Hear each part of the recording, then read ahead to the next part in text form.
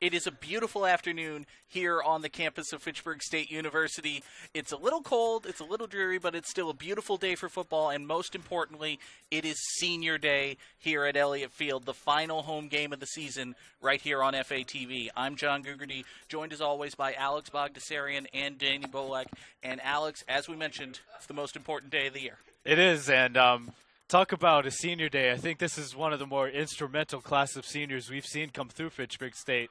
Wouldn't you guys agree? I mean, we're talking about big-time players making big-time plays, and some players on defense as well. So, I mean, just a tremendous day for Fitchburg. Tremendous day for Fitchburg State. I think this has to be one of the most winningest classes that have come through here. Absolutely. I mean, you think about how this program was 4 years ago, and now you look at this group that came through and the winning ways that they had over the last couple of years. Now this year with some injuries, they've had some trouble, but you have to really give this senior class kudos for going forward here. Absolutely. We'll have Danny Bolek with us in just a second. But for right now, let's send it down to the sidelines. Amanda Agassi is with the parents of Falcons D lineman Brian Monaco. Hey guys, happy senior day. It's finally come to that day where our seniors are ready to leave it all on the field for the very last time. Right now I'm standing with number 94 DN Brian Monaco's parents, Rose and Joe. Welcome back. You know, this is your last time here for a home game.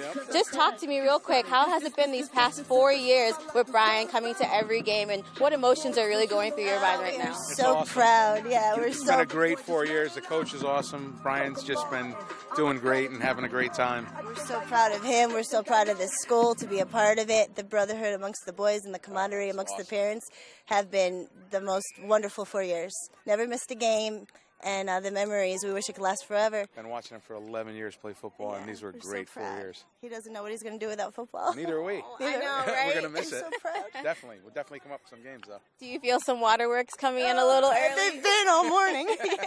Yeah, for him too. For him too. It's very sentimental. It means a lot. It's more than just the game. The coaches, the bond between the coaches and the players. This is a beautiful, beautiful experience at Fitchburg.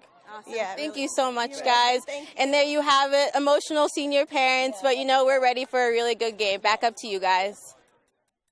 Thank you so much, Amanda. And there you see him, senior defensive lineman Brian Monaco. We'll bring in Danny Bolek. Danny, tell us a little bit about Brian Monaco. Well, Brian Monaco has been with the Falcons for a long time, the senior defensive lineman from Monroe, Connecticut. One of the biggest contributors to the Falcons' defense over the last few years. And really, as Alex said, they've kind of changed to the culture here at Fitchburg State. A few years ago, when I started calling these games here on FATV, you came in every week not expecting to win.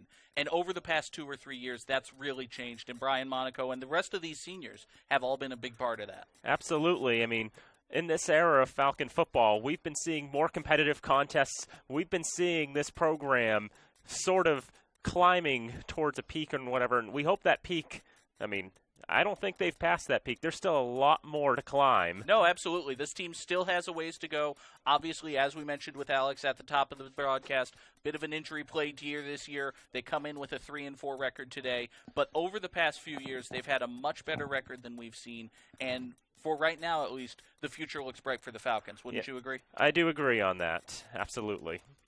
All right, and as you can see, people are starting to line up at midfield, so we're actually going to step aside, turn it over to the public address announcer here, Dr. Robert Hines. Dr. Hines will take us through the ceremony. We're going to honor all of the graduating seniors of Fitchburg State University, and then we'll be back because, after all, there is a football game to be played. It is Fitchburg State University taking on the Owls of Westfield, and we will have complete coverage of that for you after the senior game ceremonies. It is senior day here at Elliott Field, and all of the coverage is on FATV.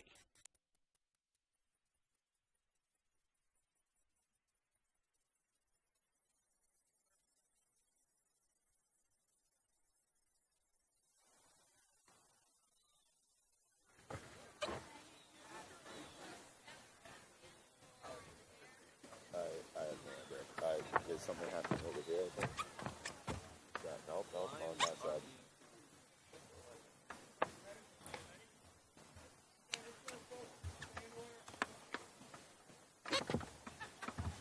You want to talk? Something's going on over here.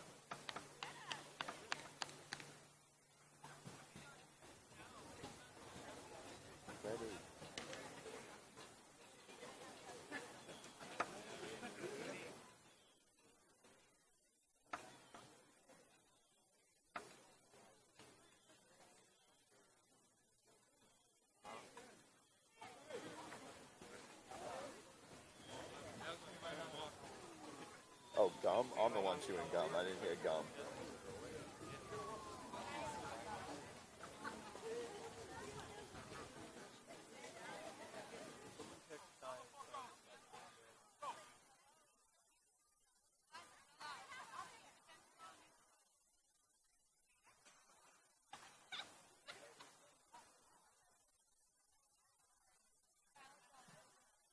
Ladies and gentlemen, welcome to Fitchburg State Football Senior Day 2016.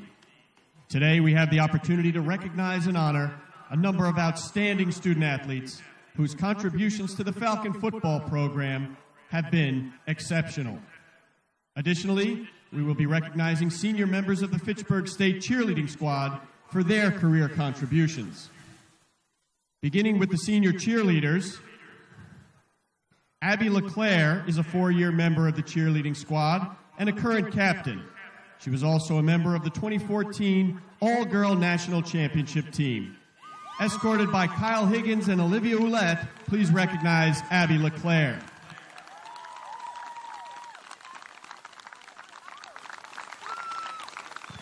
Nicolette LeClaire is also a 4-year team member, as well as a current captain.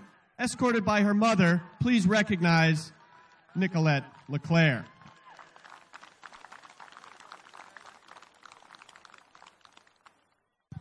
And now for the seniors of the Fitchburg State Falcons. Malcolm Brown Simpson has been a 3-year member of the Fitchburg State football team, serving a primary role as a linebacker.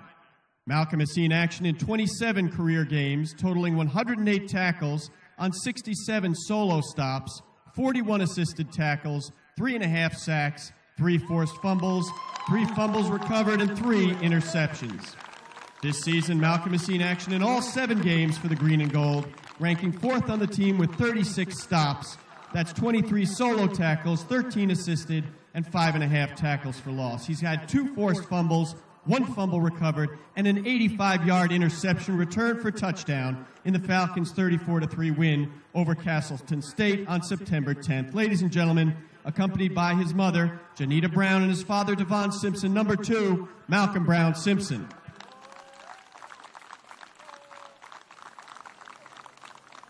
Trey Watson has been a 4-year member of the Fitchburg State team. Serving as a primary role as an outside linebacker, Watson has appeared in 27 career games, totaling 105 tackles with 70 solo stops, 35 assisted tackles, 2.5 sacks, 12 tackles for loss, 2 forced fumbles, a fumble recovered, and a pair of interceptions. This season, Trey has appeared in all 7 contests for the Falcons, ranking 1st on the team with 60 tackles, half a sack, 6 tackles for loss, 1 interception, and 1 forced fumble, accompanied by his mother, Lynn, and his father, Marcus. Number 3, Trey Watson.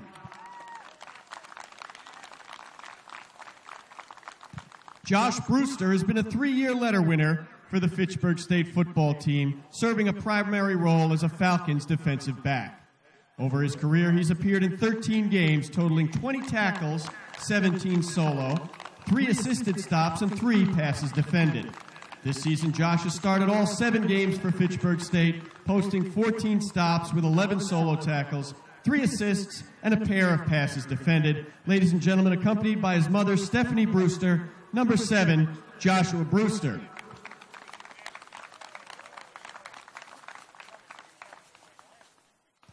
Taylor Ekstrom has been a 4-year member for the Falcons football squad, playing a crucial role on the Fitchburg State offense.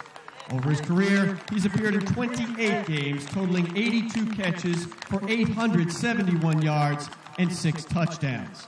This season, Taylor has appeared in 6 games for the Green and Gold, hauling in 24 passes for 282 yards and a pair of touchdowns, accompanied by his mother, Linda, and his father, Bob. Number 10, Taylor Ekstrom.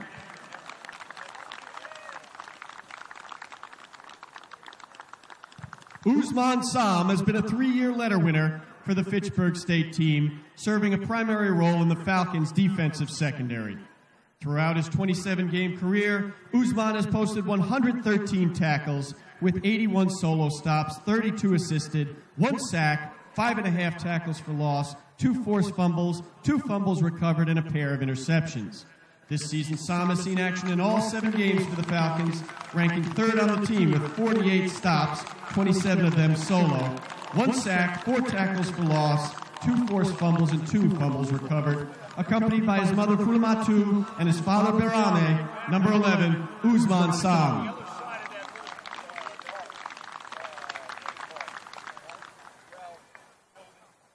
Ben Sattywhite has been a 2-year wide receiver for the Green and Gold. Throughout his 11 career games, Ben has hauled in 15 passes for 164 yards for an average of 14.9 yards per catch and a pair of touchdowns. This season, Sattywhite has registered 14 receptions for 157 yards and 2 touches, including his first collegiate touchdown in a 34-25 setback to Bridgewater State. Ladies and gentlemen, accompanied by his mother, Jamie Emelian, number 13, Ben Sattywhite.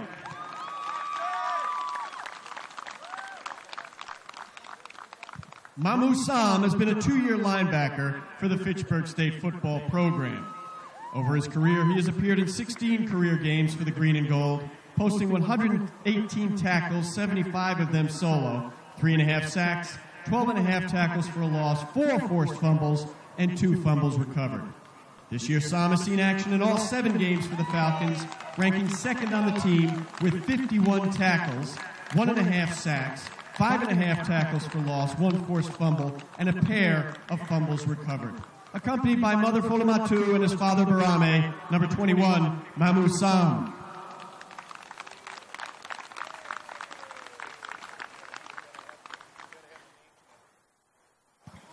Christopher Ludwig has been a 4-year punter and place kicker for the Falcons, appearing in 38 career games.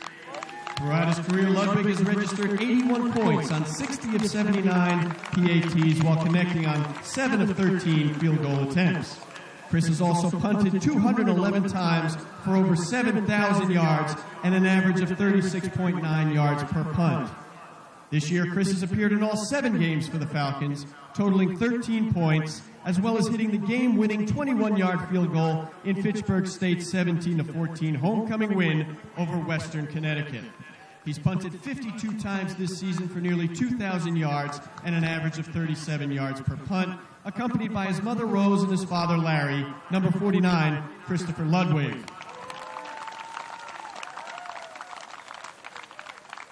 Anthony Kinane has been a 3-year member of the Fitchburg State football program, serving a primary role as a defensive lineman. Throughout his time, he has appeared in 4 career games, collecting 1 tackle. This year, Anthony has seen action in 1 game for the Green and Gold on the defensive line. Ladies and gentlemen, accompanied by his mother, Anna, number 15, Anthony Kinane.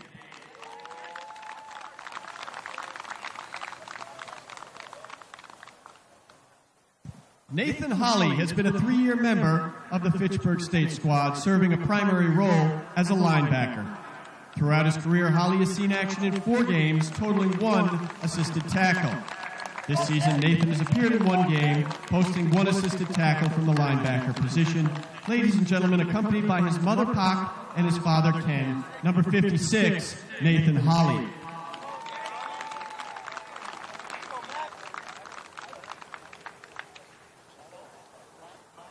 Maxwell Schiavone has been a 4-year member of the Fitchburg State football team, serving a primary role on the Falcons' offensive line.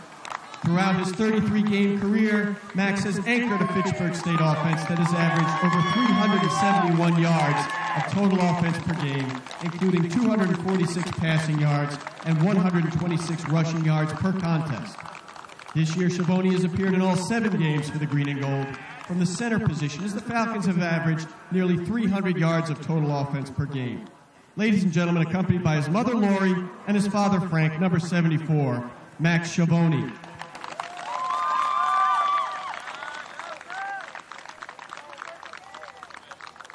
Brian Monaco has been a 4-year member for the Fitchburg State program, serving a primary role on the Falcons' defensive line. Over his career, Brian has seen action in 34 career games, registering 62 tackles with 45 solo stops, 16 tackles for loss, 3 forced fumbles, and 3 fumbles recovered. This season, Monaco has appeared in 6 games for the Falcons, posting 12 tackles on 9 solo stops, 4 sacks, and 4.5 tackles for loss. Ladies and gentlemen, accompanied by his mother Rose and his father Joe, number 94, Brian Monaco.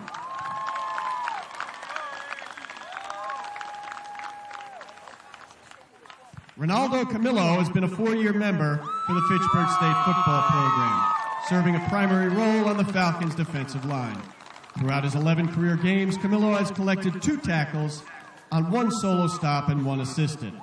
This season, Ronaldo has notched a pair of tackles in his 3 games for the green and gold. Ladies and gentlemen, accompanied by his brother Pedro, number 95, Ronaldo Camillo.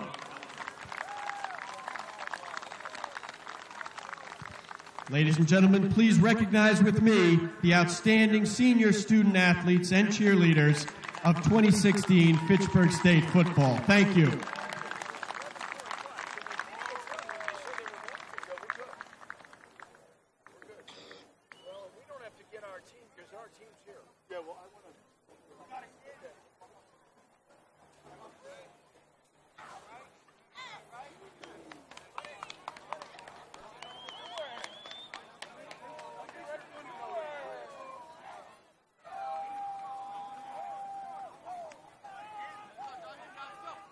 Let them rest in peace. I've been in the crib with the phone on. I've been at the house taking no. I didn't hit a stride, got my in the seats cooking with the wrist motion. Face those, I don't know what time it is. I'm still awake, I gotta shine. I can never ever let the streets down. Haven't left the counter for a week. I ain't 10 bands, 50 bands, 100 bands, man. Let's just not even discuss it, man. OMG. Sleep, I ain't tripping, I'ma let them sleep. I ain't tripping, let them rest in peace. I've been on a mission, haven't left the condo. This that OVO, that season, this that new Toronto. I get boxes up the Jordan like I play for North Carolina. How much I make off the deal, how the shit I know. All my watches, all the timers, you can keep the diamonds. Treating diamonds of Atlanta like it's king of diamonds. Take a flick, I look like Gucci, look like Blue Da Vinci. I can be live like it's 07 in Magic City. Man, I told my city I'll be gone till November. Then November came, then I came. Right back on my worst behave. 6 God, put both hands together, that's amazing grace. It is senior day here at Elliott Field, and we just saw the ceremony recognizing all of the graduating seniors of Fitchburg State University. Once again, I'm John Gugerty, joined by Alex Vogdasarian and Danny Bolek. And Danny, while we are celebrating the outstanding seniors of Fitchburg State University, there is the matter of a football game to be played. That is correct. Yeah, I guess I jumped in at the wrong point. That's but all right. You are correct, John. We still have a football game to play. The final game of the 2016 season, the Falcons will be playing here at Elliott Field, taking on the Owls of Westfield State, a team that's a bit down on their luck this year as well. Westfield State comes in with an overall record of 2-5, just 1-4 in the MASCAC. And the last time we saw the Falcons, Dan, they were victorious 17-14 2 weeks ago against Western Connecticut. Yep, and that was a game where the Falcons' defense really did shine. Quinn Fleeting coming in as one of the most explosive quarterbacks in the MASCAC, and he was a non-factor. 11 for 32 for 150 yards. That's all he could get for a quarterback who averages nearly double that yards per game. And by contrast, the Falcons quarterback, Connor Fitzsimons, a respectable 23 out of 42 for 264 yards and 2 touchdowns. And we do believe it'll be Fitzsimons taking the ball for the Falcons today. That's what I would expect. You know, he's coming off the win. They always say ride the hot hand, and I guess he's got the hottest hands of all right now. And so it'll be interesting to see how he'll do today. And we turn to the other side, Alex. Westfield State is coming in, suffering a loss in their last game against Bridgewater. That's right. They lost 27-7 over Bridgewater, who has been the best team in MASCAC so far this year. The star of the game really was where am I? It was Trayvon Holder. He rushed for 43 yards on 15 carries. I think he's the one to watch for Westfield as far as the running game goes. But here's the thing about Westfield State this year. They've started 3 different quarterbacks this year, just like Fitchburg State has. And really not having a great season so far, 1-4 in the MASCAC. Fitchburg State and Westfield State are actually 2 of the bottom 3 in the standings. So it's going to be an opportunity for Fitchburg State here on Senior Day to make some noise and I think pick up a win if they can play their game. Pete Kolowski only in his 3rd season for Westfield State, so they have a young roster, young program, and I think this is a good opportunity for Fitchburg today. And one of the things we've seen for the Falcons this season is they're having a lot of trouble moving the ball on the ground. Against this Westfield State team, Alex, I think they might have a really good opportunity to do that because Westfield State allowed just one running back last week to rush for nearly 200 yards. Yeah, that's right. And John O'Leary is the one to watch for on the Westfield State defense. He's their leading tackler. Okay. So watch out for him on the field today. But I think you're right about that. I think this defense can definitely be beat. And I like how Connor Fitzsimons is starting this game. I think that he is definitely the hot hand right now. Mm-hmm. And these seniors definitely want to go out in their last home game making some big plays, and they have the perfect team to do it against here today. Absolutely. We've talked about the seniors. We saw the ceremony, and we've talked about just the change in culture here at Fitchburg State University over the past 3 years. And, Danny, two of the guys who have been really responsible for that and who are seniors were not honored in Senior Day. Tell us a little bit about that. Yep, that would be Garrett Delakiai and Devin Samil, two of the most explosive players the Falcons have had. Delakiai, we all know his honor roll, if you will, and Devin Samil, one of the best tight ends in the league, let alone in team history. Both of them going down with ankle injuries this season. They were limited in terms of playing time. Both of them are eligible for medical red shirts. Both of them are taking them. That's why we haven't been seeing them on the field the last few weeks. So we won't be seeing them the rest of the season. But the good news is they will be back next year, and hopefully for Garrett and Devin, their last ride. It's postponed for a year, but, you know, that might be for the best. Exactly. We came in, I remember our first broadcast of the season, we were discussing before the game, well, we've got to frame it all around the quarterback, right? Because it's the first game of his last season. He's already probably the best football player in Falcon history. Let's talk about the quarterback. And then the second quarter, he goes down with an ankle injury, and all of a sudden the entire year is lost. But I can tell you right now, our pregame for the first game next season, we're going to talk about the quarterback because it's going to be the first game of his last season, and we mean it this time. Yep. It's like the narrative doesn't really change that much going from this season into the next one. For Garrett Delakiai and Devin Samil, it's going to be the same story again, and hopefully this time we won't have any more diversions. Absolutely, and while we are looking forward to getting one more year of Delakiai and Samil, we absolutely do not want to denigrate the fantastic contributions of so many more seniors here on the Falcons who are graduating today, who have their senior day today, rather. I mean, Maxwell Schiavone has been an anchor of the offensive line. Malcolm Brown-Simpson has been a leader on defense. Mamu Sam, there are so many more. We don't want to discredit anyone by not mentioning their names. Alex, you mentioned it before, and it's worth reemphasizing. The Falcons have so many incredible seniors being honored today. Yeah, and you don't want to forget the people on the front lines, too, like Brian Monaco, who's had a tremendous run here at Fitchburg State as well. But I think you're right. I mean, Malcolm Brown-Simpson has stood out to me, especially as a linebacker, and also his, Javon Brown Simpson. And even really a guy like stepping Anthony Kinane, who, Yep. a lot of folks watching at home might not have heard us call Anthony Kinane's name maybe at all. He's been a valuable member of this team, even if it hasn't shown on the field, and it's just as important that guys like him get their recognition as well. You're right, and I think this team has shown a lot of versatility over the last 2 years. I mean, even with the senior class that graduated last season, and then you look at the senior class that's graduating this year. I mean, we saw Ronaldo Camillo when he came Yep. out, his brother Pedro. Pedro Camillo was a big Yep. part of this Falcons team when he was here. Yeah, he was, and you're right. This senior team has made a huge impact both on and off the field this year. And, Danny, as you see there, the Falcons are getting ready to come out, and it looks like they will be led by their seniors right there, big number 74, Maxwell Schiavone, rallying the troops. That shows the leadership of this team as well. So as the Falcons get ready to come on out, their captains are heading to midfield. Falcon captains today are going to be Taylor Ekstrom. Looks like Malcolm Brown-Simpson. Devin Samil is there. Garrett Delakiai, again, both of them in their street clothes. And here come the rest of the Falcons.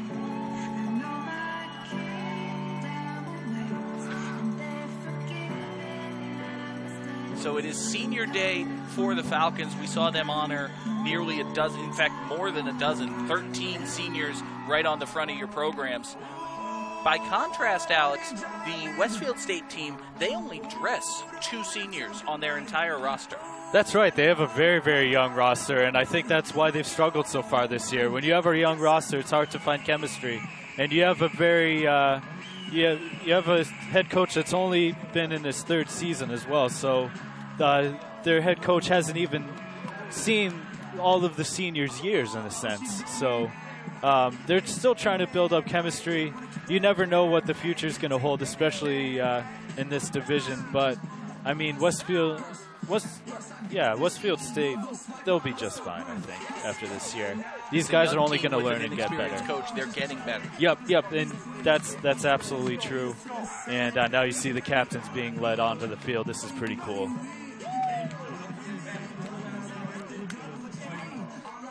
So as the Falcons come out, Westfield State is brought out. Representing them are their captains, Evan Kane, Devin Lacan. Number 40 is John O'Leary. We mentioned him as the lead, as a linebacker on defense, rather. And also William Tejeda, junior DB, is the 4th and final captain for Westfield State University.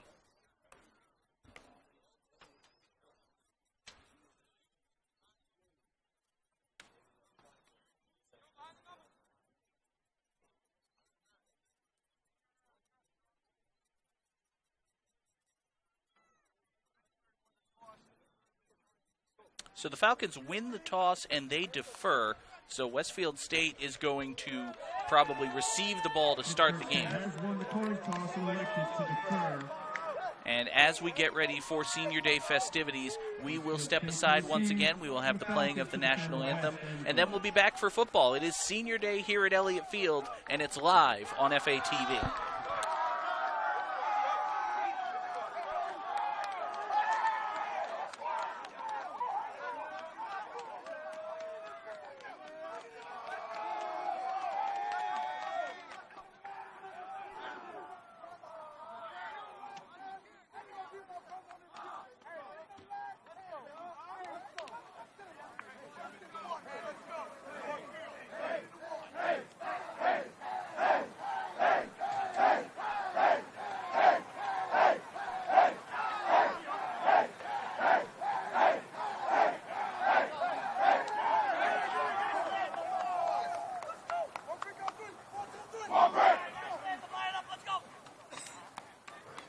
Ladies and gentlemen, at this time we ask that you please rise as we honor America with the playing of our national anthem.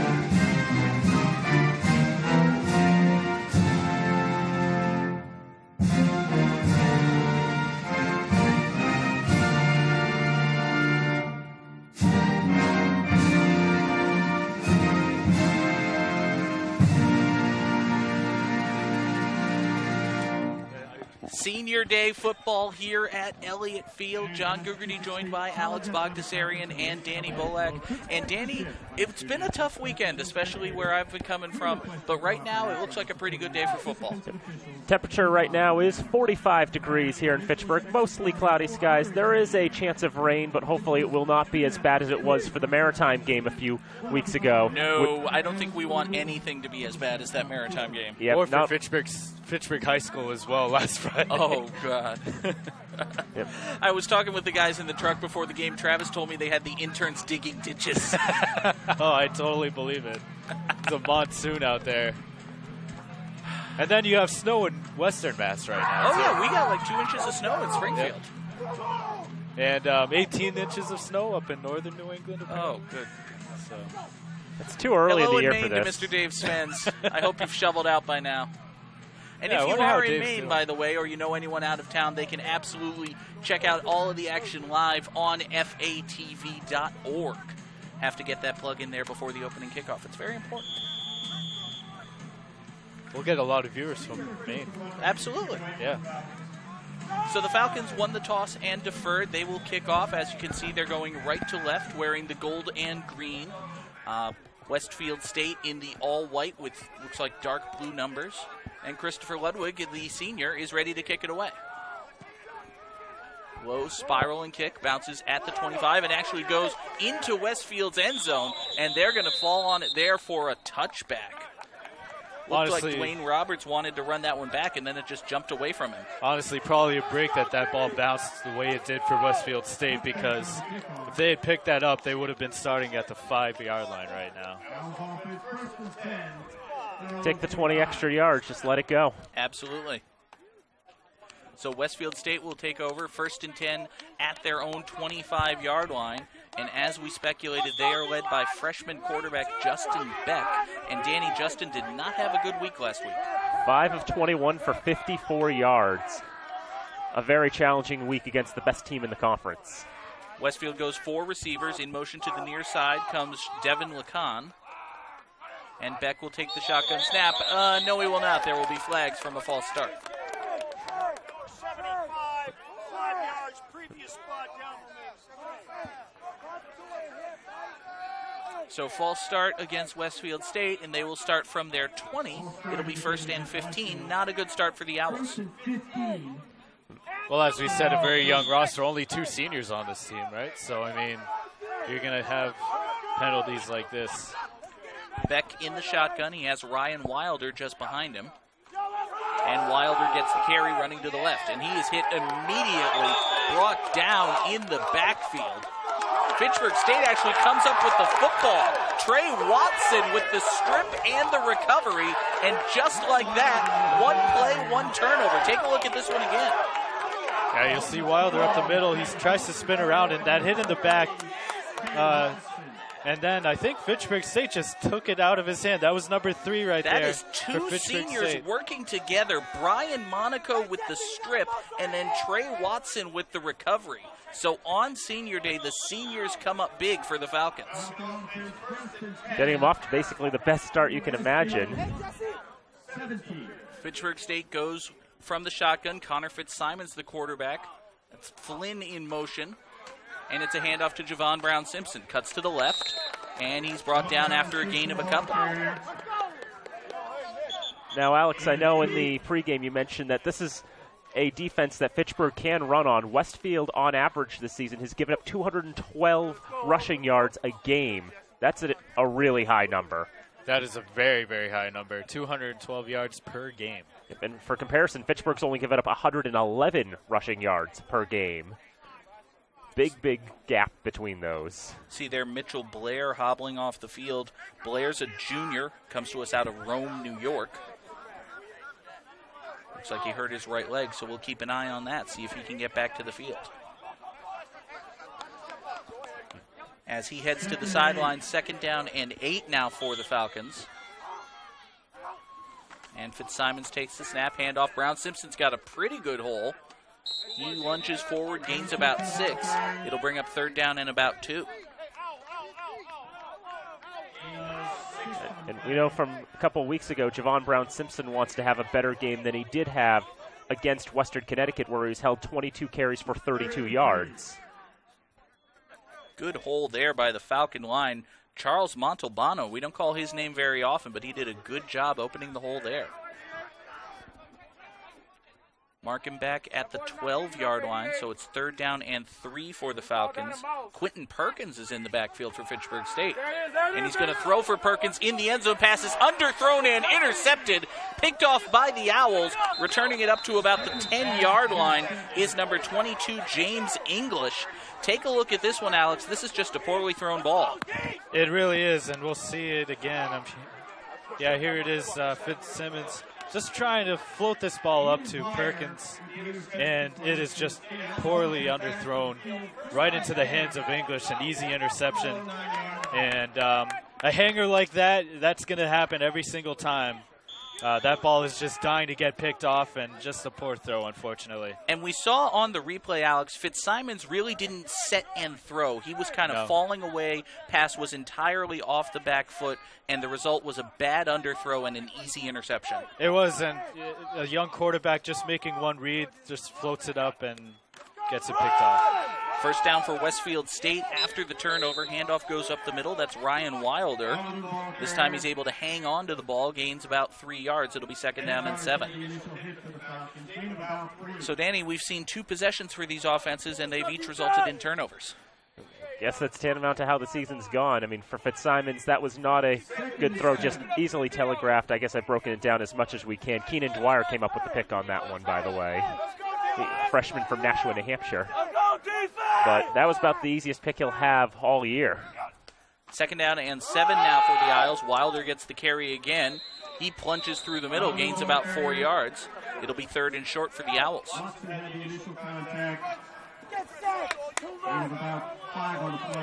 So after the struggles through the air last week, at least early on, Westfield has gone exclusively on the ground. They've gone with Wilder, 38 carries for 195 yards this year, as opposed to Trayvon Holder, who's been their lead running back, 131 rushes for 653 yards. Third down and 2. Beck reading from the play sheet and now calling signals. Rolls to his right, throws to the right. Pass is low. There's a flag. They're going to call a reception and a penalty. Makes me suspect that he went out of bounds and then caught the ball, but we'll see what the call is.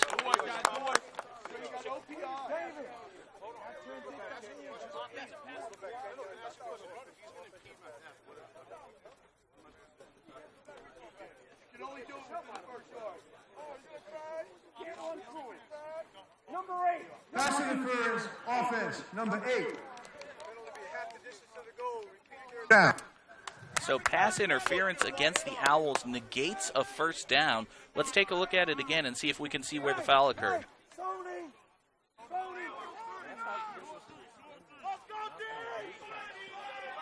All right, here it is. Quarterback rolls out. Don't really see it there. It must have occurred away from the ball, but the side judge was right on top of it. They called it on number 8, so it was away from the play. So we go back to live action, third down and 10, and there's more motion before the snap and another false start. Offense, number 50. Half the distance to the goal. Repeat third down. Westfield State has had, 6 snaps? And they've had 2 penalties and a turnover. Not a good start at all for the Owls. Can't forget the false start to begin this contest.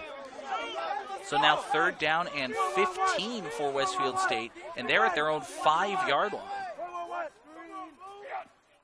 Handoff on the ball. Wilder is hit in the backfield. Trey Watson with another big stop. Westfield State is going to have to kick it out of their own end zone. Well, a very young offensive line, and they just allow Fitchburg State to just exploit the hole, and really nowhere to go for Westfield State so far in this game. So now John Olari, the punter for Westfield State, lines up as close to his own end line as he can. Herbert Acosta set up at about the 45-yard line. End-over-end kick bounces at the 30. Acosta will decide to pick it up ultimately, and he's fortunate to fall on the football. Looked like he was going to let it go, and then he picked it up and got whacked.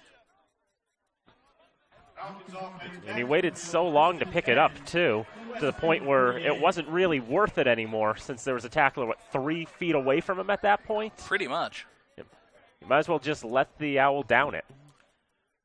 Even without any semblance of a return, though, Fitchburg State still takes over excellent field position, 1st and 10 for the Falcons at the Owl 48-yard line. There you see Connor Fitzsimons in the shotgun. Looks like he's got Sterling Garvin in the backfield, and Garvin gets the carry on first down. Good gain for him, picks up about 4. Both these teams from the get-go trying to run this offense through the ground game, trying to exploit holes in the other team's defense. A run up the middle for Garvin, gets a few on that one. About 10 feet. Second down and a long 6 for the Falcons. Handoff goes to Garvin on the counter. He cuts it to the near side, breaks one tackle, spins. He's got a first down. He's not going to get any more than that, though. Stop the clock, move the chains. First down, Fitchburg State. Yeah, I like what I saw out of the sophomore running back here. He's 5'6", very shifty, and I think he can take advantage of this Westfield State defense, especially with runs like this around the side. And he has a small frame. You see that spin move there. And he's going to be very tough to take down in this game.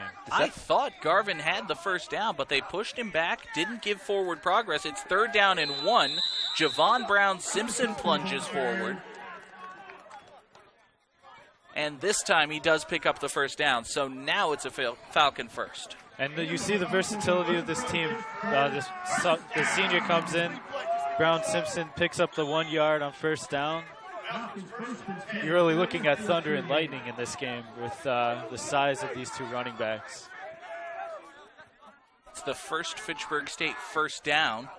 Brown-Simpson remains in the backfield. Play action fake. Fitzsimons rolls to his right. Defender slips and falls. Pass is caught.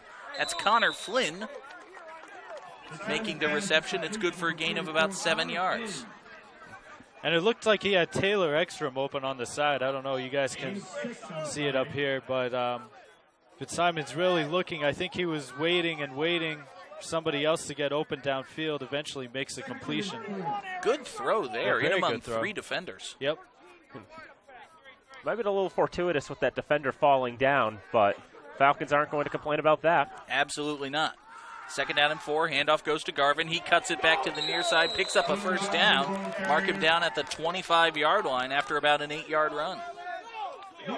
Yeah, and you'll see it right here. A nice hole up the middle from this Fitchburg State offensive line, and Garvin with some good runs here early on. Early days yet, but this is the best we've seen Sterling Garvin look all season. Fitzsimons barking signals. Connor Flynn comes in motion to the near side.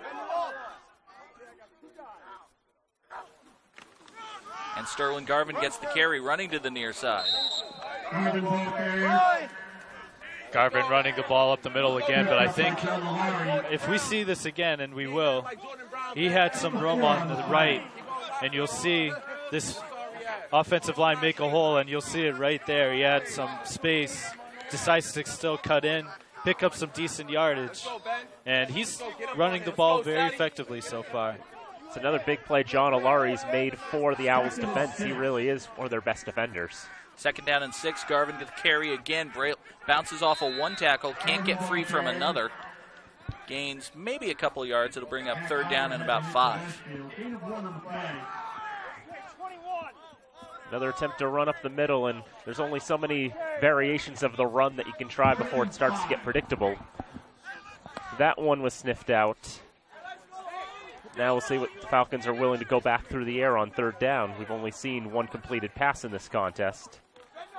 Fitchburg State with some confusion on offense, finally getting the signal straight. You see on your screen 10 seconds left on the play clock. 3 receivers to the near side. Fitzsimons fumbles the snap, looks to his left, throws. Pass is caught. That's a first down. Catch made by Cody Mullen. First time we've called his name today. And that's another Fitchburg first down.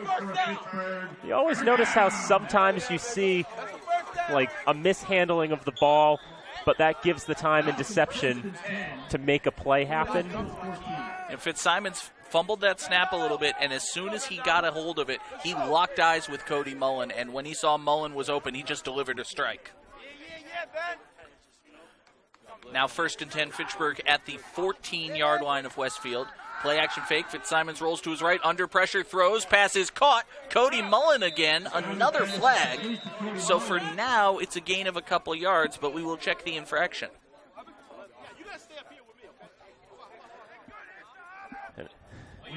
Regardless of the penalty, that was a great throw by Fitzsimons, even as he was hit.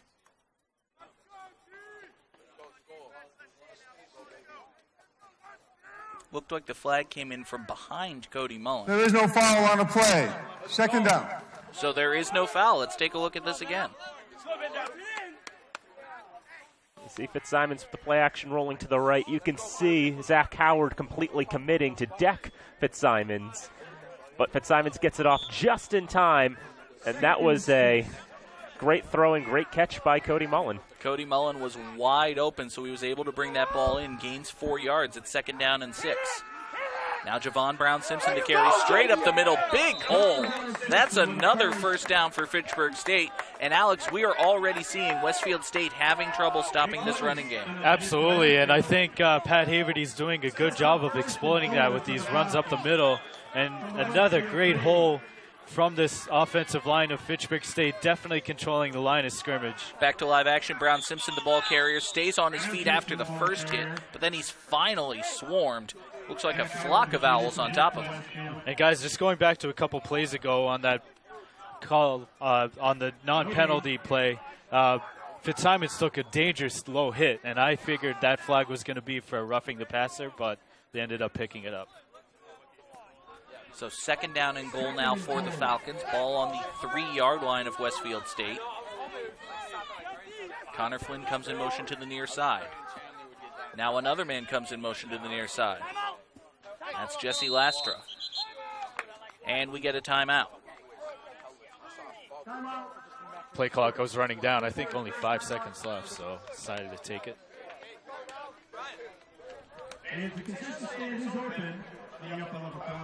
While we have a second here, guys, why don't we go ahead and thank the incredible crew that makes this and every event possible here on FATV. Our director today is John Dextrace, Kevin Ward running the audio board, camera operators Scott May, Tim Doust, Dave Oster, Matt Carroll, Travis Falk, as always, our incredible technical supervisor, and we want to thank Shelby Flynn running the audio board as well, and Jared Roberts, our production assistants today. Thank you so much for helping us produce this and, again, every live event for FATV.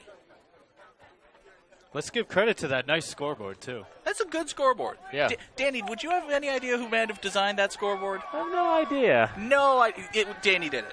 Danny made it, pretty much. I helped, but Danny made it. I like it a lot, but, yeah, it's really good. It is really nice. Good. 2nd down and goal for Fitchburg State at the 3-yard line of Westfield. Sterling Garvin in the backfield.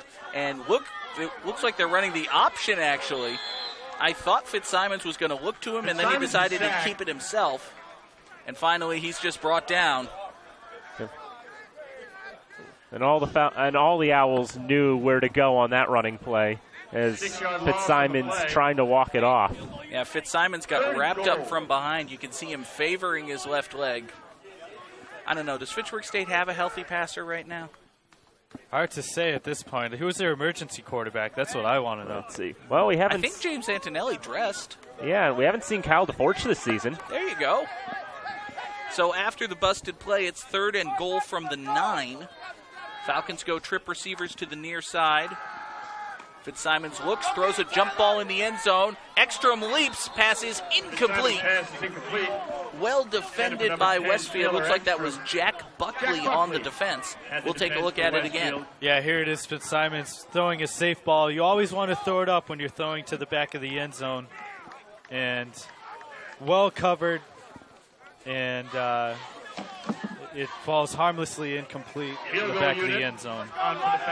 So Fitchburg State marches most of the way downfield, but they ultimately can't get it into the end zone. Christopher Ludwig on to attempt a 26-yard field goal.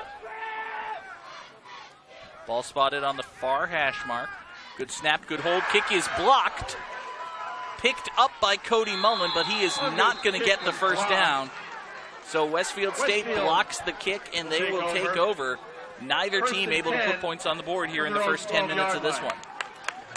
It's always really been a challenge for the Falcons kicking game is those blocked kicks.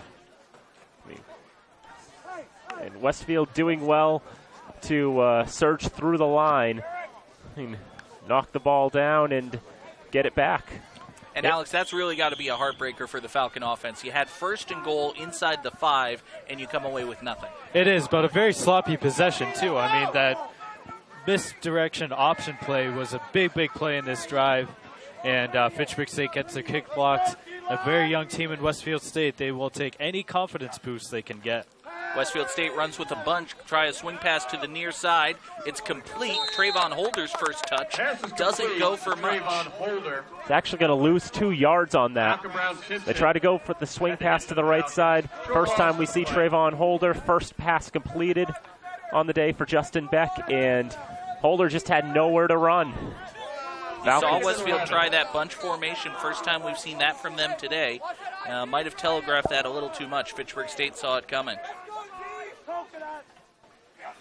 Now trip receivers to the near side on second down. Holder is wrapped up almost as soon as he gets the ball.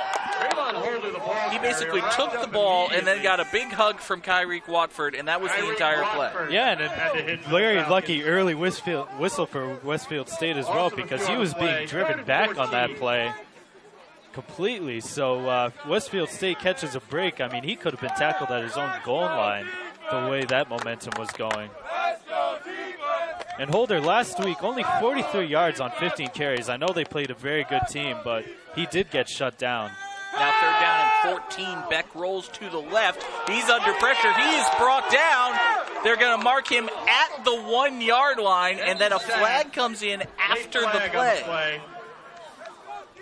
Yeah, and this is an interesting call. Let's see. Face mask. Oh, my goodness. Automatic first down. So not only they pull down Justin Beck at the 1 yard line, but they grabbed him by the face mask, and that ruins everything. So take a look at this one. Beck is brought down, and right there, clear as day. You hate to see the call, but you hate to see the foul just as much. That is a clear case of grasping the face mask. So they will assess 15 yards. I have no idea why they've marched it all the way out to the 23. Is it 15 from the previous spot? It should be from the spot of the foul, shouldn't it, guys? It should be. And it looks like a 20-yard penalty instead of a 15-yard penalty. Yeah. They weren't on. Were they on the 8-yard line before that? They were, but he got tackled at the 1. And isn't it from the spot of the foul? I don't know anymore. Pass on first down is complete by Westfield State. Reception made by Matt Thal. First positive completed pass of the day for the Owls. Yeah, Westfield State definitely taking control after the momentum of the penalty and making their best offensive play of the game so far. Very odd, though, on the pass interference call, getting all the way up to the 23. Yeah, that didn't seem right to me, but what's past is past. First down, Westfield State at their own 44. I believe Beck kept that himself. He did. Gets across midfield. Justin Beck, the ball carrier. Good misdirection on that one. Fooled me. I was watching Holder the whole way. Fooled me too.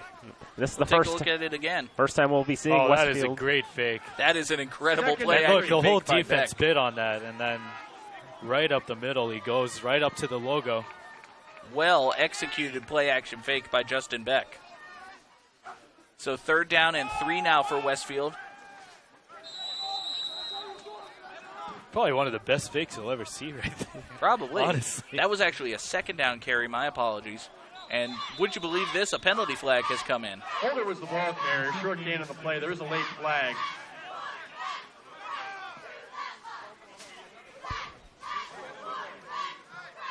After the play was over, there was a dead ball, unsportsmanlike conduct foul on the defense, number 76. 15-yard penalty, automatic first down. That is number 76's first unsportsmanlike foul. Another big penalty against Fitchburg State. 15 more yards cost by the defense. And guys, we brought this up maybe a few weeks ago, how bad penalties have plagued Fitchburg State so far this year. And we are seeing it again here today against a young team. So now 1st and 10, Fitchburg State at the 32-yard line. Handoff goes nowhere. Holder could get nothing at all. David Morales on that play, just bursting through the line, immediately wrapping up for Trayvon Holder. Yeah, here comes the freshman up the middle. You'll see him right there. He looks very angry after that penalty call. And taking down Holder in the backfield. So now 2nd down and 13 for the Owls at the Falcon 35-yard line. 2 receivers on either side, Holder in the backfield. And Beck back to pass, looking to his right, throws to his right. Pass is complete, brought in by number 11, Cam Card. Cam Card with the reception. Josh Brewster had the hit. Josh Brewster, the senior, with a tackle. And we'll take a look at it again. Yeah, you'll see Brewster right here come in on the coverage, and he gives a shot right here. You'll see it right there to the back. Boom. Good protection by the Owl offensive line. Gave Beck plenty of time to deliver the pass. Now 3rd down and 8 for the Owls. They need the 22. 55 seconds left to play here in the first quarter. Fitchburg State showing blitz, and they drop back. Beck under pressure still, and he goes down. Tyreek Watford had the Tyreek Watford and Usman Sam teaming up to bring down the Westfield quarterback. Take a look at this one, Alex. Yeah, you'll see Watford and Sam come right up the middle. Quarterback can't do anything, and he goes down right around the 36-yard line. So 4th down and 14 for Westfield State, but they're in that kind of maroon zone at the 36-yard line. It's not worth punting, so you might as well go for it. They have to run a play, too. Play clock down to 5. They might take the delay of game just to give them a little more punting room. Nope, I'm wrong. Beck back to pass. Looks like he wants to run. He's going to try to get it all. He'll duck out of bounds instead. Turn the ball over on downs as we take it to the end of the first quarter. Westfield will turn it over. So that's how the quarter ends, on a turnover on downs. And for a quarter where we've seen a lot of turnovers, I mean, we saw a lot of ugly football, I guess we could say, in that first quarter. Ugly would be one word for it. Bad would be another. Incompetent would be stretching it, but I wouldn't say it's unheralded. Well, I think the best news to come out of that quarter is Fitchburg State is not trailing. That's true. And I guess he could say the same exact thing for Westfield State. But, guys, we have seen this game already be a microcosm of why Fitchburg State has had so many problems this year. Turnovers and bad penalties. Pretty much, yeah. You can say whatever you want about the face mask. That was a blatant face mask. And then the other one, the unnecessary roughness or the unsportsmanlike conduct. Yep. The unsportsmanlike conduct. That was a very bad call. Now, fortunately, Westfield State, their offense is so young, they haven't been able to take advantage of it yet, although they are driving right now. So we will hand it over to the second quarter as the Falcons take over on downs. Danny Bolak, take us over. Thank you very much. First down for the Falcons is going to start, looks like the same way that the first possession of the first quarter started. Or will it be? Game clock to 15 minutes. I guess there was miscommunication between the clock operators in the field, so get that straightened out. At least it's not a false start. That's true. I'm not jinxing it. I hope I'm not. 70 total yards combined by the two teams in the first quarter. That's not good. That does not sound good. It is not. It'll be a handoff, and trying to go up the middle for the Falcons is one of their running backs, and that is Javon Brown-Simpson. Brown-Simpson, the ball carrier. They're going this way now, so you look at the helmet, and you have the nice Falcon logo on that one. It's actually the first play, I think, all day the Falcons have started in their own territory. I believe so. They started deep in Westfield territory, and then they had the ball just on the other side of midfield. Get 1 yard on that first play for Javon Brown-Simpson. Still in the backfield. Play action. Throw over the middle. Caught by Connor Flynn. Lost handle on the football. And they're ruling him down by contact, I believe. It's going to be. It'll be good enough for a first down. Fitzsimons able to complete the pass. So Connor Flynn makes the catch. He's got his butt on the ground before the ball comes out. And good enough for the first down. There's your analysis on that play. Got any more to add, Alex and John? Very close, but you're right. I think he took this. amount of steps necessary, and I think this play is going to stand, although they are conferring. It looked a little troublesome. We'll take a look at it again here. No instant replay, so this is for you folks at home. That's true. Pretty well delivered ball. Flynn goes up, makes the catch. Looks to my eye. And he's down. He's absolutely down. You saw the ball moving around just a little bit there. I don't think there's any chance that you can rule this a fumble.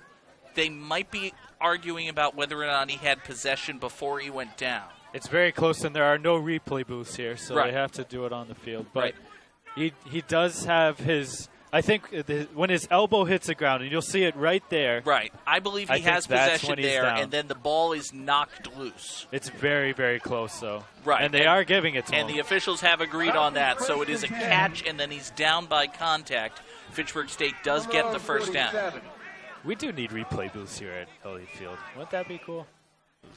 If you put them in here, you'd have to put them in everywhere, and nobody else is as good at TV as we are, so I have to vote no. That's a very good point. Unless you want us to televise every game. Anyway, on first down, Javon Brown-Simpson up the middle gets 2 yards. That would be difficult, though. And every game would take an hour longer because you would have the replay. Yes. Just plus there's travel. Yeah. And some of the games happen like simultaneously. So That's true. You'd have to clone us. And then you'd have to wait for the clones to, be born and develop the proper skills. Well, so also the command center as well. Yeah, you need a command center. That's for true. something like that. So you're looking at 30, 35 years. A lot of effort required. Javon Brown-Simpson only gets back to the line of scrimmage on second down. We've got another game in the conference going on at this time. Framingham's at Maritime. We would have to be there right now and here. It's not possible. It's a good idea. It's just not doable. Could we volunteer somebody to send over there at least? Just have one person? I guess. And how much money would this cost, too? Well, that's a very good point. Yeah, well. I don't think I want to be at Maritime for free. Yeah, probably not. And so third down, Fitzsimons dropping back. He's looking down the middle, long pass, just overthrown. He was looking for Jesse Brown, but that was just a little too far out of his reach. Ludwig on the punting unit. Yeah, but I like where he put this ball because the coverage was very good downfield, and you want to just play it safe. Although 32 there made a great effort at the ball. Yeah, Keenan Dwyer had the most chance of anyone of coming up with the ball there. He's looking for a second interception on the day. Now Ludwig to punt it away. Back very deep for the Owls is Ryan Wilder. He'll make the fair catch at about at the 19-yard line. So if anything, the Falcons do pin the Owls deep. 13:06 to go, second quarter, no score. And that is the second quarter. The scoreboard here at Elliott Field still showing first, and that's why your scoreboard at home does. We're getting that feed directly from the scoreboard here. It is the second quarter, 13:06 to play.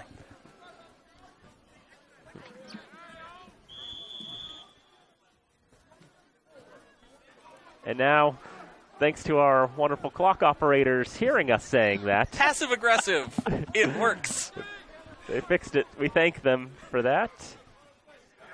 First and 10. Holder with the handoff. Nope, a fake again.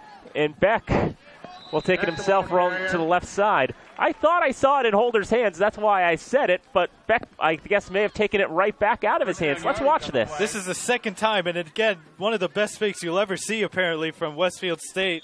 Holder ends up keeping the ball and picks up some decent yardage up the field. I mean, this is their game right here, guys. That pretty much is the best offense Westfield State has had, running that play-action fake and then letting Beck take off and run with it. When you basically see it in the arms of Holder, this time it is actually in the arms of Holder, and he's going to get to the 35-yard line. So you're saying the football is in the arms of the holder? Yes, I am. Okay. 8 of 5 on the play. Sophomore from Hartford, Connecticut, Trayvon Holder with the gain of 3. And good work there by Holder. He was hit in the backfield, able to get his hand down on the turf and steady himself, pick up a few more yards. Second down for the Owls. 2 receivers to the left side and 1 out to the right. Holder remains in the backfield for Westfield. Waiting a long time on the snap as the play clock down to 4. Now man in motion. Give the handoff there as that goes to more Teixeira. And doesn't look like he got a whole lot on that one. The ball carrier.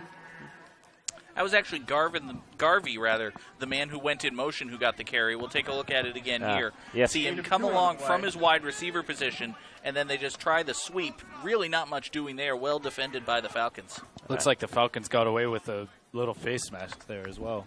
I won't tell if you know. Oh, the refs didn't hear me. So it's there you go. Got away with one today. I mean, I've already been called for one face mask today. Isn't that enough? Anyway, 3rd down for the Owls. 2 in the backfield. Play action. And Monaco with the sack! Brian Monaco with a big hit. You see Beck angling for a face mask call. I think he just got ripped down by the front of his jersey. Maybe a face mask, maybe a horse collar, and yes, he definitely got away with it. I don't think he did. I don't think that was a penalty. As he's coming in, Alex, his left arm kind of swats at the quarterback, but he never actually grabs the face mask. Take a look at it here. Right there. He hits the face mask, but he doesn't grab it, and then he grabs the shoulder pad and rips him down. It looks like a face mask. It looks like a horse collar, but it is neither. It is just an incredible play by Brian Monaco.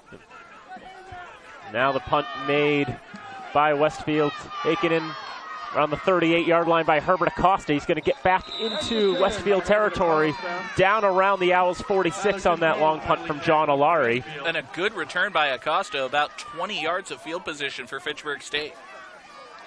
One of the best returns we've seen out of Acosta. Falcon offense 1st and 10. 5 foot 5 inches tall. He's tied with Jaquay Solomon as shortest player on the team.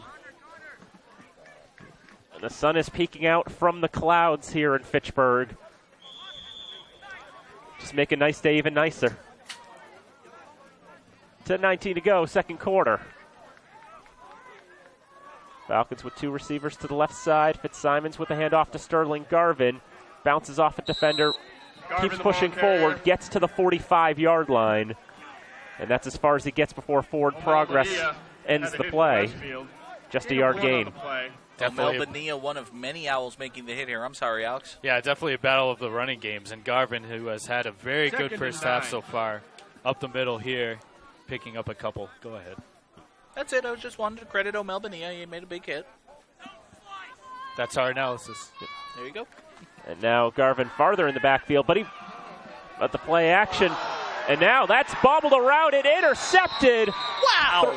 Thrown off by the play action again, but Westfield not thrown in. Jack Buckley coming up with a pick for Westfield. James English swatted that ball, and then Jack Buckley made an incredible catch. Take a look at this one again. This is an unbelievable athletic play right here. There's a swat, and then English just dives in there and swats at it, and it hits Buckley in the chest. Incredible reaction time by Jack Buckley just to catch that ball. Buckley, the freshman from Tingsboro. Take a look at this one again here. English swats it, and Buckley is Johnny on the spot, brings it in. And a great job on his part to maintain control going to the ground. Falcons, they were looking for Ekstrom on that play. They haven't gone to Ekstrom today. I mean, they have gone to him, but he hasn't been able to come up with a catch, and maybe Westfield learning from the game tape from 2 weeks ago. First down, Trayvon Holder trying to go on the right side, and he gets about a couple yards.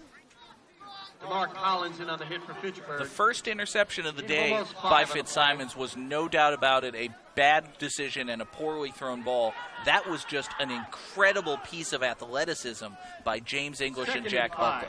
You really can't blame Fitzsimons for that one. And now we go to 2nd down.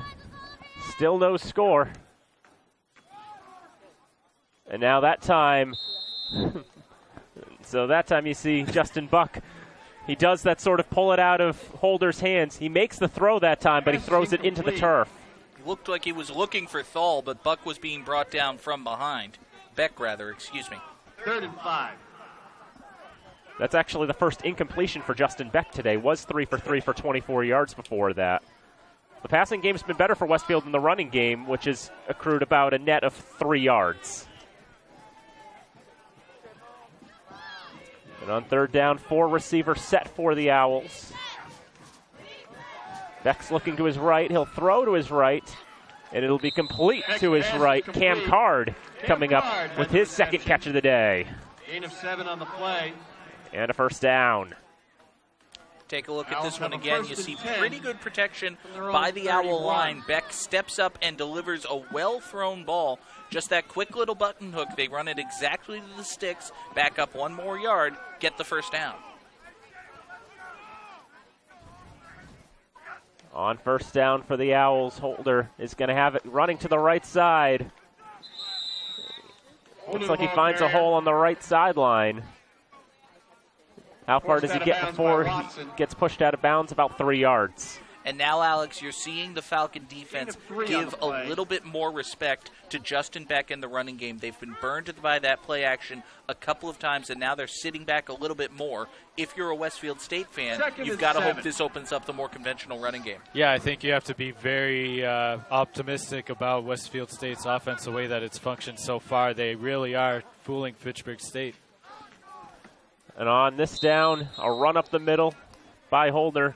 Not a lot of deception there. And Fitchburg not fooled by whatever Westfield was pulling. It'll be another third down after the gain of about 2 yards. Westfield has shown, flashes here and there of being able to move it on the ground.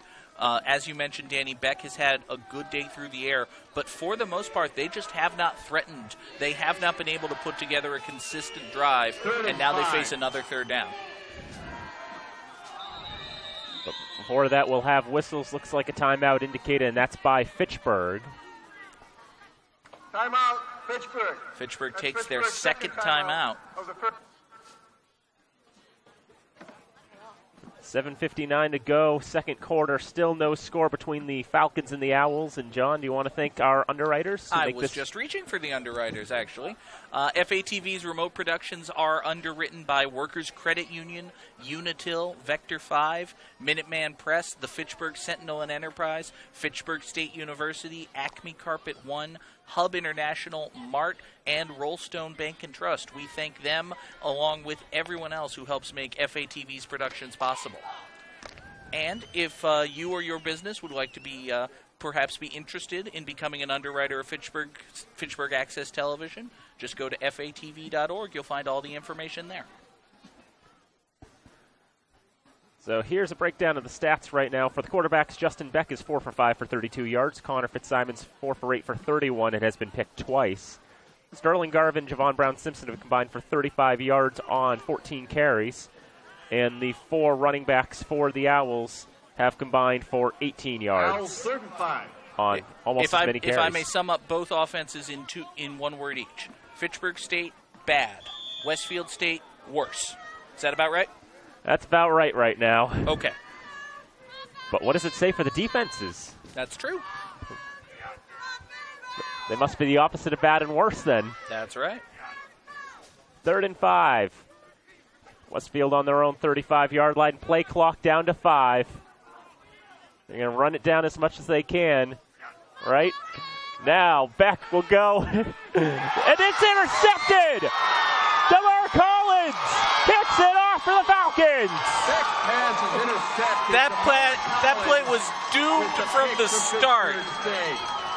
Yeah, just an absolute jailbreak at the line of scrimmage for the Fitchburg State defense. Nothing Beck can do about it. He just throws it up, and there's the interception right there. The big guy.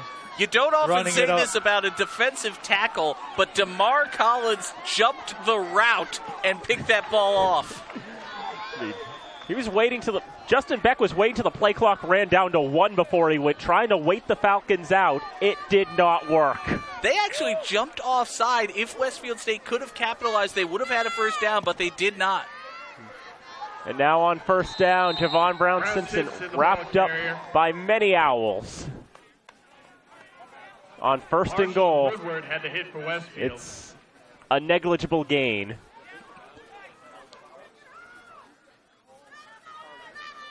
Leading the assault for Westfield State, looks like that's Kenneth Marshall, the sophomore defensive end out of, Springfield. I know where that is. And it'll be 2nd down and goal now for the Falcons. second time today they've been in this situation.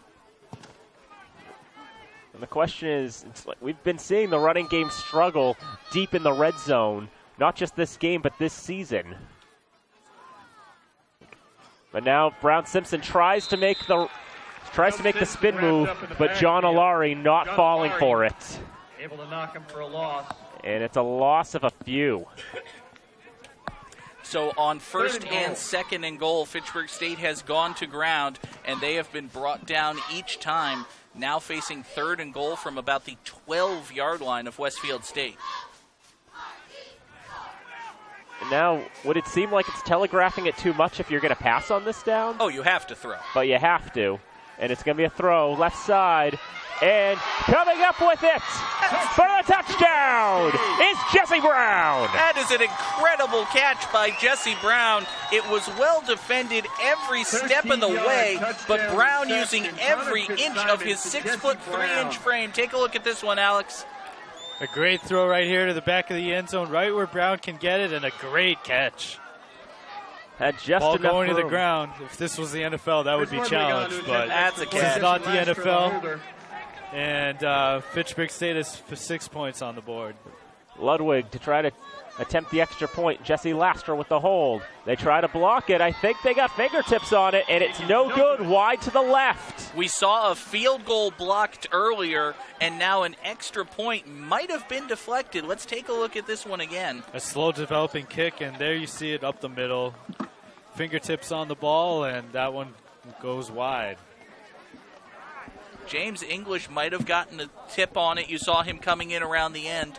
And then there was another Owl defender who leapt up in the backfield. He might have gotten a hand on it. Either way, the kick is no good. So with 6.5 minutes to play here in the second quarter, Fitchburg State only on top by a score of 6-0. As we've been saying, the kicking game, the extra points, the field goals, it's been a challenge for this line. That's basically one of the biggest weaknesses of Fitchburg State and that goes back to last year and years in the past. They've just had trouble holding up that line enough to get those field goals off. They sure have. I mean, I would probably wager that most of the misses in the career of Christopher Ludwig are blocks and not actual misses. But now Ludwig will not have to worry about having this kick blocked as he kicks it away. A liner downfield. Picked up by the Owls with a pretty good run back. The Owls trying to equalize right here. They get it into Fitchburg territory. Evan Garvey. Run back for Evan Garvey. Evan Garvey with an incredible return. And Alex, correct me if I'm wrong, Westfield State, I believe their only points last week came on a kick return. Yeah, you would be correct about that. Their only points last week against Owls Bridgewater were on a kick Fitchburg return. 39. And it was freshman Dwayne Roberts doing the honors for that one. But Garvey here with one of their best special teams plays right there. And now Westfield State has incredible field position, 1st and 10 at the Falcon 39. If there's one positive, it does feel like even for all the gifts the Falcons give the Owls offense, they've not been able to take advantage of them. 3 receivers to the right side, 4 and all, Holder in the backfield. First down for Beck and whistles.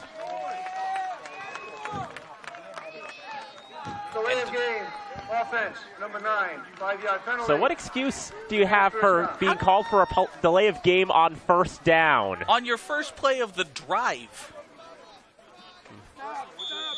I would imagine if you're the quarterback, you've been sitting with your coach and saying, well, on first down, let's do this.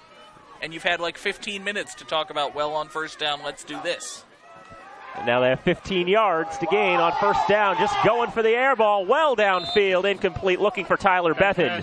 Incomplete. And that was overthrown by nearly 5 yards. So after the big kick return, they go for the home run, try to catch the Falcon defense on their heels. Pass is overthrown, however, falls incomplete.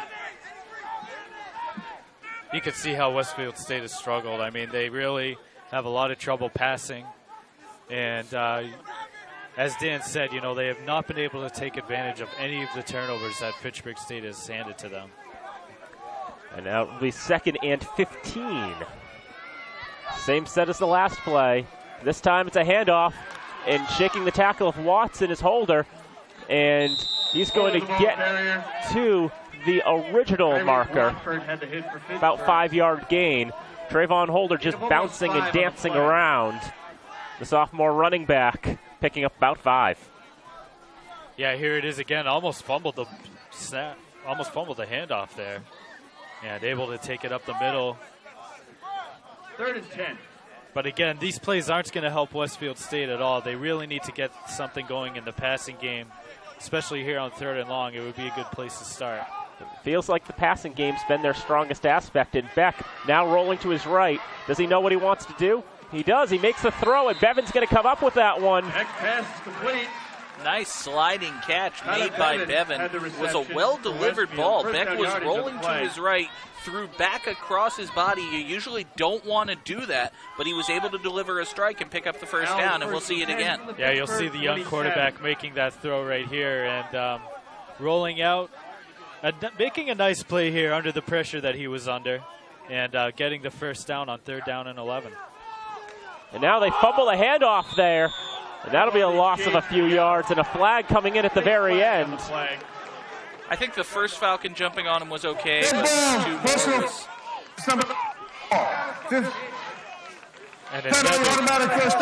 and another bad penalty for Fitchburg State on defense. What, the 3rd personal foul against the Falcons defense today. Defense number 94. Yeah. That'll be half the distance to the goal, automatic first down. The senior Brian Monaco being called there. And really, as soon as the quarterback falls on the ball, he's down. And you've got to know, especially if you're a senior, he's down. The ball, the play is dead. You don't have to touch him, and you certainly don't have to jump on him. Yeah, Westfield State catches a huge break right there after the play was over. And very uncharacteristic of Brian Monaco, the senior. 14 yards gained on that one, and now have the Owls been in the Falcons' red zone today? I don't think the Owls have been in Falcon territory today, to be honest. They did have that ball first at like the 34-yard line and then went for 4th and forever. And you see Brian Monaco pleading his case there, but really he doesn't have one. They actually called 2 different penalties. There was the initial unnecessary roughness and then an additional unsportsmanlike conduct, and that might be what has Monaco so upset. It's 1st and goal all of a sudden for Westfield State. Ball is at the 9-yard line. Let's see what they do this time. It's Holder running to the left, trying to find an opening. Still on his feet. Still on his feet. Shakes off a tackle. Now what have we have? He's down near the goal line. He lost the ball. They're going to mark him down at the 2. He lost the ball, and then there's a flag on the field.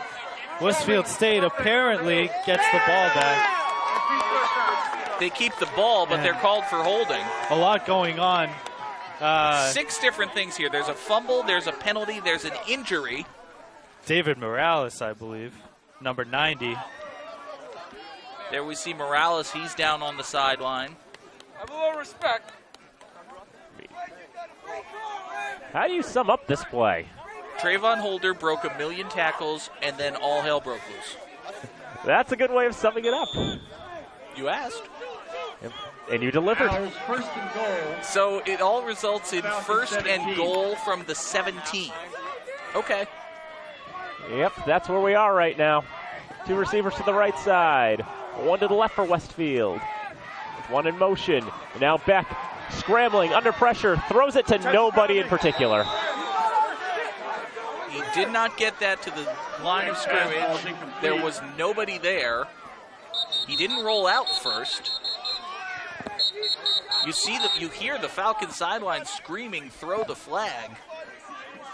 I'm inclined to agree with them. We'll see if he broke out of the pocket here. Oh, I saw it right away. I mean, he So just an incomplete pass. P reset the game clock to 4:25. 4:25. It'll be 2nd down. Was the referee arguing that there was a receiver in the area? Yeah, I don't know what game he's watching, because not only that, there was no receiver in the area, and also he wasn't out of the tackle box. There's a case to be made that he's outside the pocket. There is not a case to be made that there was a receiver in the area. Let's go! Well, then again, earlier I thought, was it Cody Mullen with that ball that squirted out? I thought he landed on his behind, but he landed on his front, so I don't know. I'm very confused. I am also confused. It's 2nd and goal from the 17. Everyone's a little confused. Yep, and Beck rolling again, under pressure, running very far backwards. At least there's a receiver in the area this time. That one I'm going to say is not intentional grounding. Which is good, because if it had been called, it would have been 3rd and goal from Westfield. They would have just gone back to Westfield and tried to score from there. Yeah, you'll see it here, and he's just running the wrong direction right here, trying to get the ball out. It just chucks it out of bounds. Fortunately for him, there was a receiver in the area. So back to the 17-yard line for 3rd and goal. Westfield, I would argue, is probably in field goal range, too, as their kicker's long this year is 39 yards. Beck rolling to the right, sets his feet, throws, and incomplete between 2 receivers. And you can see there, Tyler Bevan is beside himself. He was wide open. That ball went right to him, and it looked like he got gator arms for a second. We'll see it right here. This play very slow to develop, but Bevan does get open. And look at this floater right here. You know what? It was his wide receiver, I think, that shielded him. There was another man who came across and almost screened him. And that's why he did not make a play, because that was right in his hands. Norman Carroll out on the field for the Owls. 3 of 7 this year, but he's hit one from 39. And this one is blocked. Field goal is blocked. So both teams with blocked field goals in this contest. Falcons have the ball back, 4:07 to go in the second. What an ugly game. I mean, this is right into the line of scrimmage. It really is. And I had some flowery language, like I was going to say this is one of the strangest quarters of football you'll ever see. No, this is an ugly football game right now.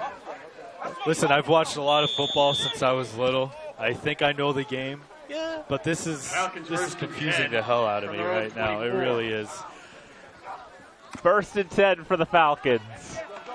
And Javon Brown-Simpson with what is his best run of the day. Good enough for a first down. 10 on the play and good for the Fitchburg first down. So let's try to set some semblance of normalcy here. The Falcons are up 6-0. Westfield State is going to get the ball to start the second half. No, they're not. Fitchburg State, they're not? Oh, that's right. Fitchburg State deferred. I'm sorry. So Fitchburg State is going to get the ball to start the second half. They're trying to run a 4-minute drill. And Ekstrom's got his first catch of the day. It's going to be for about nothing. See, I tried to bring normalcy back, and I screwed up a basic fact of the broadcast. I can't wait for our halftime analysis. Can I call it a senior moment here on Senior Day? Perfect. I'm 29 years old. Am I old enough to have senior moments? Listen, I just can't wait for the halftime analysis. I want to see the stats. Oh, boy, what a game this has been. And on 2nd down, Brown-Simpson getting those 2nd and 3rd chances, just pushing through the line. Ends up getting about 8 yards on that. 3rd and 2. So Fitchburg State now faced with 3rd and 2, trying to get the first down quickly, but also not give Westfield that much time to work with if they don't get it. Westfield nearly jumping, but they had their distance, didn't get into the neutral zone. 3 receivers for the Falcons. Satterwhite on the left, Acosta and Ekstrom on the right. They go with the handoff, and Brown-Simpson is going nowhere. Simpson, the ball carrier. It will not be a Fitchburg first down as he loses yards, and the Falcons are going to have to punt it away. And I'm a little surprised that Westfield isn't calling timeout. I am very surprised. They still have all 3 of them. They have all 3. And they'd be getting the ball back with maybe just under 2 minutes. Ludwig on to punt it away for the Falcons. It's worth noting that their offense has done roughly nothing all day. But, on the other hand, you should at least in theory try to win. It is only 6-0. It is. Very competitive game on both sides. Fair catch called for. and taken in at around the 22-yard line by William Tejeda. So Westfield State lets 30 seconds go by the wayside. They still have 2:04 if they want to try to get on the board here before the end of the second quarter. And knowing that the Falcons are getting the ball back for the start of the second half. Which hopefully they do, because I certainly didn't.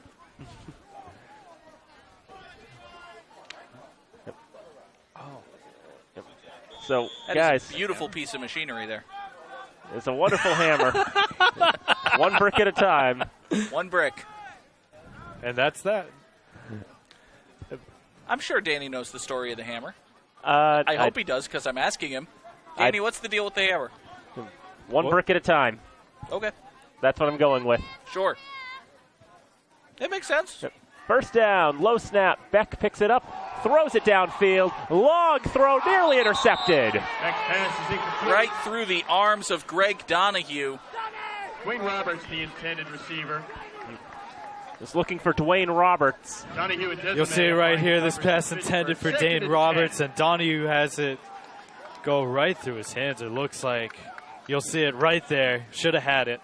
Almost looked like Donahue was the one running the route. He ran under the ball and just had it go right through his hands. Now 1:58 to go. 2nd and 10 for the Owls from their own 23-yard line. Switching the running back in the backfield. Looks like that's Wilder, and that didn't really make a difference, did it? And again, they're not taking any timeouts, so I think they're just content. Wilder, the ball carrier, I think Westfield is content 6-0. to go into the half here. It'll be interesting to see what happens if they don't convert this third down, because Fitchburg does have a timeout left. Might be worth playing around with that punt return. 9. Only 1 yard gained by the Owls on that run on 3rd down today. They are 2 of 7. 2 receivers to the left, 1 to the right for the Owls on 3rd down. Man in motion. That's Roberts. He takes it, trying to run around the pile, and ends up running into the pile and gets about nothing. And Fitchburg State does indeed take their 3rd and final timeout. 70 seconds left here in the second quarter. Figure they're going to get the ball maybe a minute, probably a little less than that, probably somewhere around midfield after the punt. Yeah, and I like that call by Pat Haverty taking the timeout. Fitchburg State will get the ball back to start the second half, and they have a minute 10 to work with here. Maybe try to get something downfield, get a good punt return, set up good field position to get something done here at the end of the first half. And really, there's almost no risk. I mean, the worst thing that can realistically happen is that you're set up at midfield and then you go for it and throw a pick, which means that Westfield State, an offense which hasn't been able to do anything, would have the ball deep in their own territory with, 45 seconds at the most? Yeah, you would say so, and I like that strategy. It's a pretty safe gamble. Yep, I like that strategy a lot. I think, the worst things that can happen, the odds are bad enough to the point that I'm willing to take the bet of actually. I think the potential points on the board that you're going to try to get in the last 70 seconds are worth going for it. Absolutely.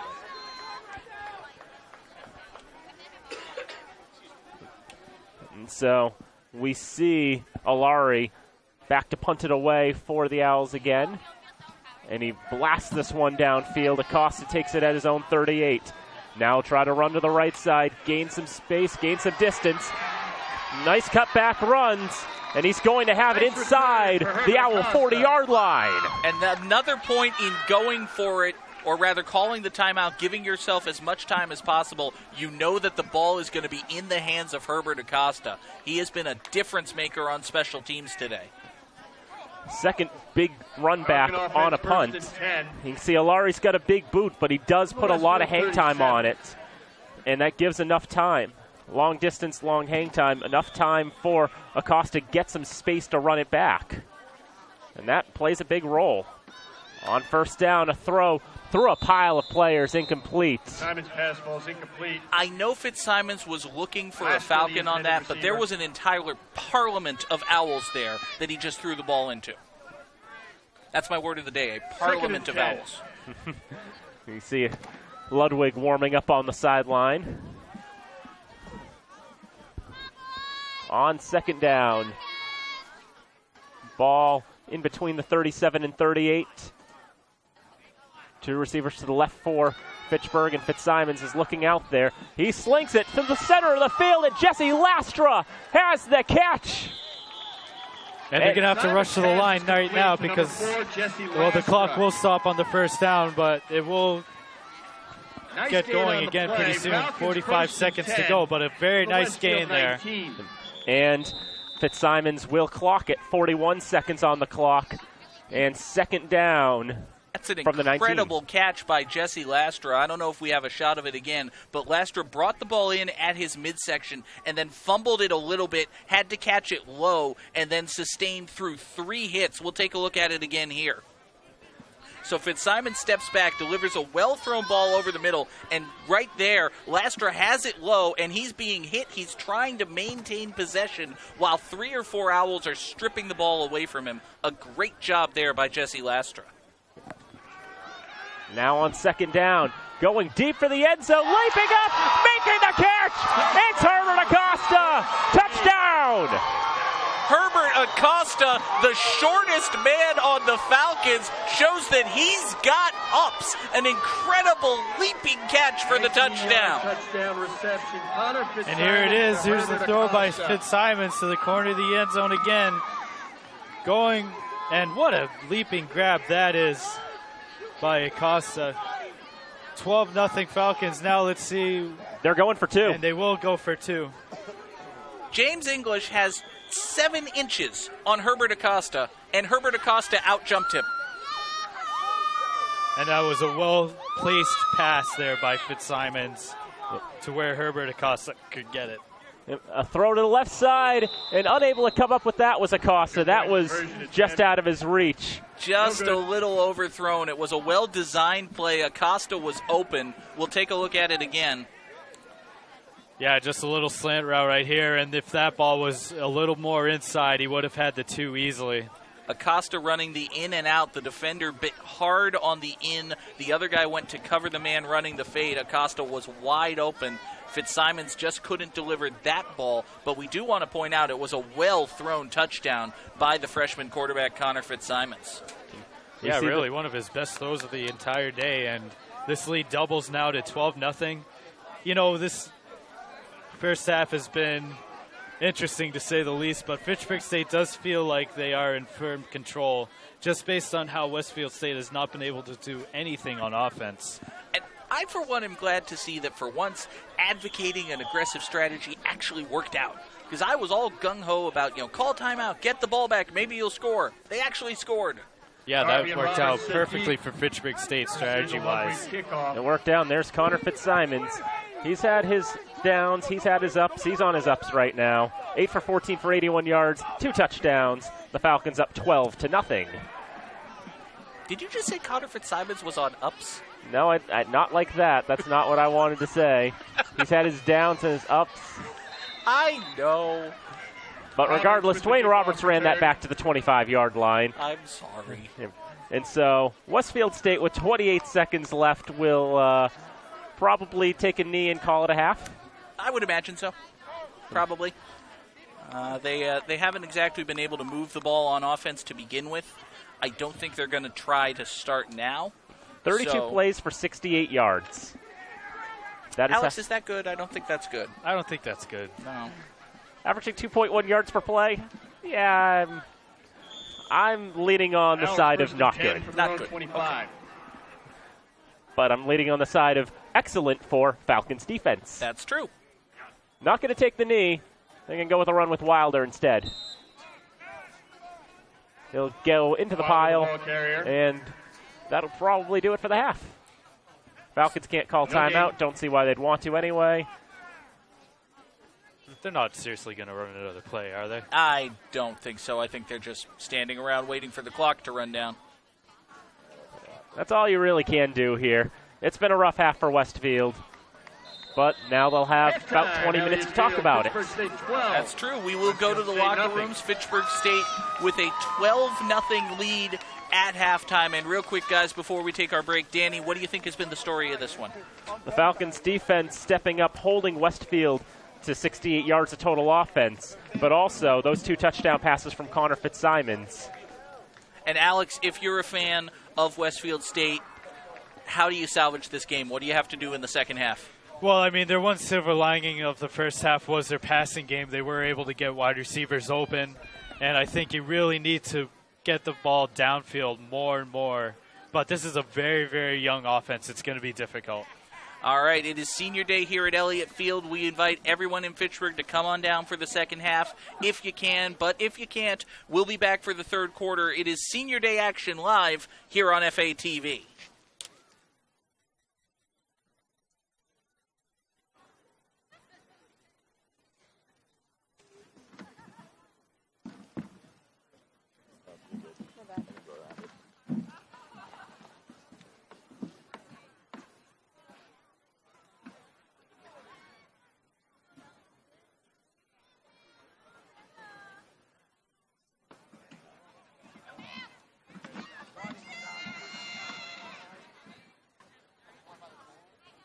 Ladies and gentlemen, please welcome the Fitchburg State University Performance Team.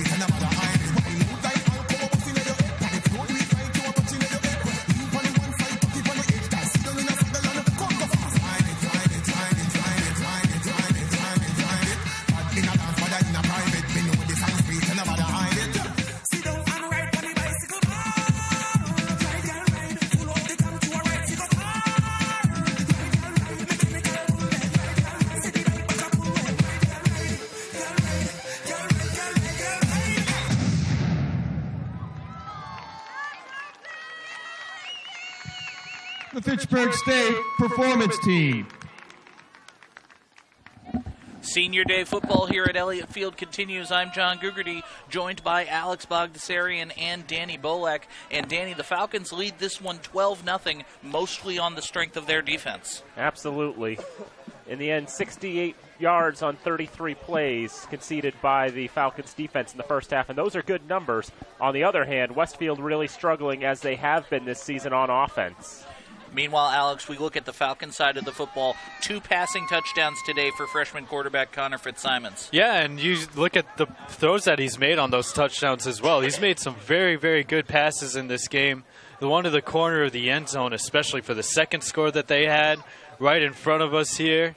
And he's doing okay. He has some turnovers in this game so far, but he has been able to manage the offense enough to get him into the end zone twice.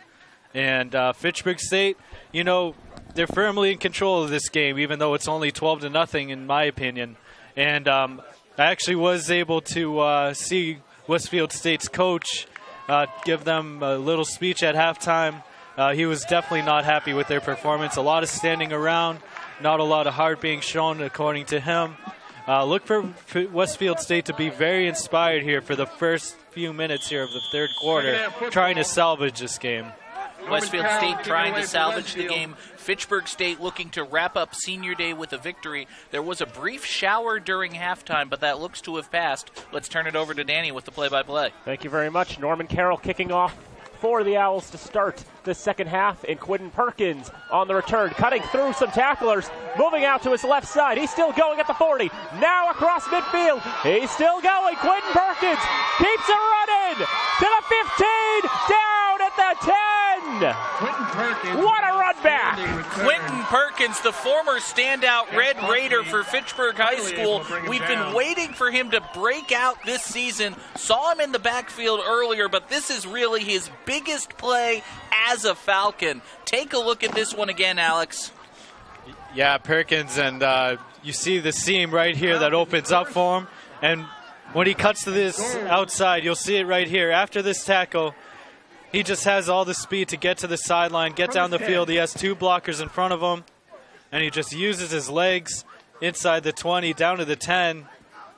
A fantastic run back for Fitchburg State. What a start.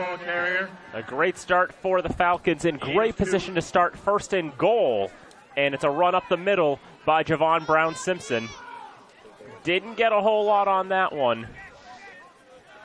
And now we have to see, the struggle between the run, the pass, and again, the Falcons running game really struggling deep in the red zone. Fitchburg State with incredible field position after the run back by Perkins. Try to make this a 3-score game.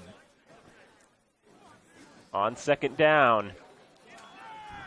Fake left side. Throw in the flat. Caught by Cody Mullen. Can he get around for the touchdown? Yes! Fitchburg State. Cody Mullen with the 6. And it's 18-0. Good catch by Mullen in the open field. We'll see it again. They run the play action fake.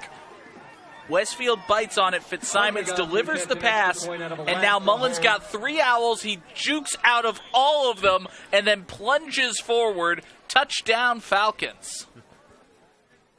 Now the Falcons will try for the extra point. That one partially blocked earlier. That one is up, and it is good. And so we're 1 minute into the second half. It's Fitchburg State 19 and Westfield State 0. So Fitchburg State has attempted a field goal, had it blocked, attempted an extra point, had it partially blocked. This one finally goes through. 1 minute has passed in the third quarter. If you went to get drinks, if you went up to the concession stands, if you're just getting back to your seats, you've missed a touchdown. It's 19-0 Fitchburg State. Interesting scoreline in the end. Another touchdown pass for Connor Fitzsimons, able to find Cody Mullen, and Mullen able to dance around, get into the end zone. But now we see how Westfield's offense, will respond. Westfield's offense really not able to get anything going at all in the first half. It looked like a tough task for them when they were down 12-0, and now just like that, they're down 19-0, and the road is that much longer for the Owls. Ludwig ready to boot it away. It'll be fielded by Dwayne Roberts, back around his 5. He wants to run one back himself, but he's not going to be able to spin out of the tackle there. Making the hit was Tapia Mungate. And now Westfield State, after getting that halftime speech, is now down another score, 19-0, as they start their first offensive possession. But this is it right here. I think this is the drive that they really need to get some points. Otherwise, they could see this one slipping away even more. Play was over. There was a dead ball, personal foul on the kicking team, number 36. So a personal foul against the Falcons here. It's a reminder of a personal foul that occurred very early on in the game. Remember, there was a defensive sack and then a face mask was called. That's right. And we were confused as to why the penalty was assessed from the line of scrimmage and not the 1-yard line. We actually had man in the press box here running the scoreboard for us able to explain that because it was a foul on the defense, they took the more advantageous penalty. So it was from the original line of scrimmage. So that's why Westfield State got what seemed like an extra 8 yards. That was just correct enforcement, and that's why that happened. So we wanted to pass along that information. And now 1st and 10 from just short of midfield. Justin Beck keeping it himself. All in all, he's been the best running back today. Malcolm Brown Simpson comes out of the pile with the football, but I believe they're going to say that he was down by contact. We saw that in the first quarter, too. Trey Watson coming away with the football first. You know, it's one of those, hey, I've got it things. Maybe it looked like he was selling that he was coming up with a fumble, except he actually had. Regardless, decent gain for Justin Beck on this one, as it is 2nd down, and now Wilder's going to have the handoff here. Not going to get nearly as much. Only about 3 yards on this one after the 5-yard run from Beck, and it'll be 3rd down. Here it is, Wilder taking it up the middle. And Fitchburg State's defense really doing a great job in this game at the line of scrimmage. And for the 2nd consecutive week, Westfield has not been able to really establish a running game. It's been a challenge facing some tough opponents in terms of their defenses. And on 3rd down and 3 to go, man in motion whistles. Wilder wasn't getting anywhere anyway. Garvey, excuse me.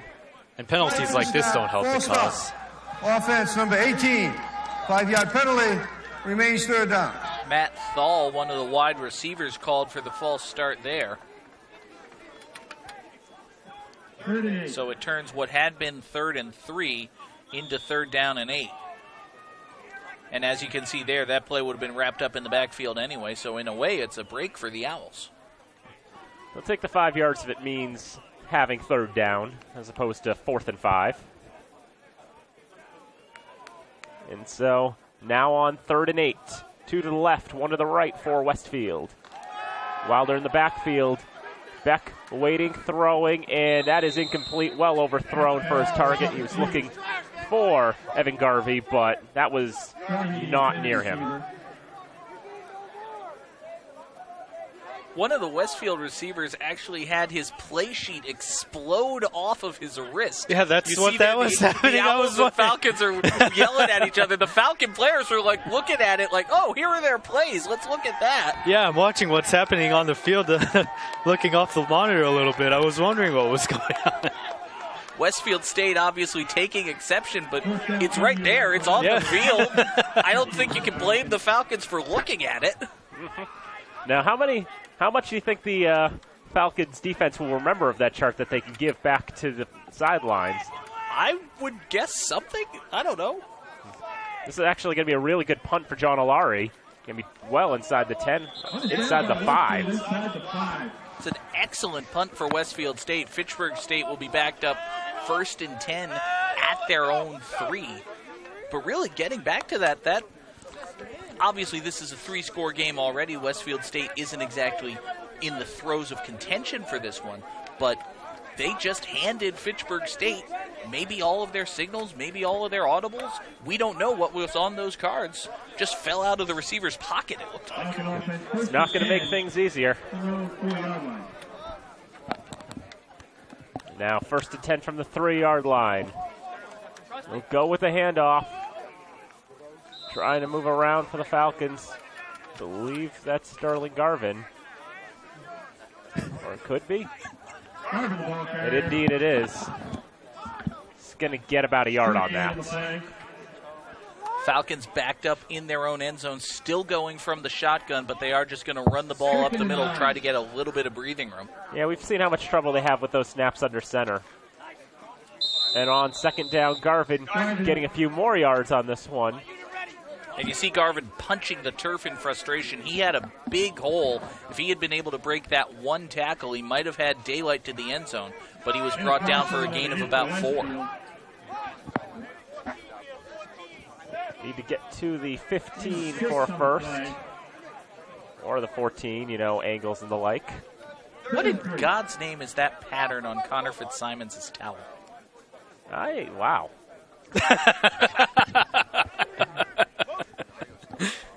That is interesting, to say the least.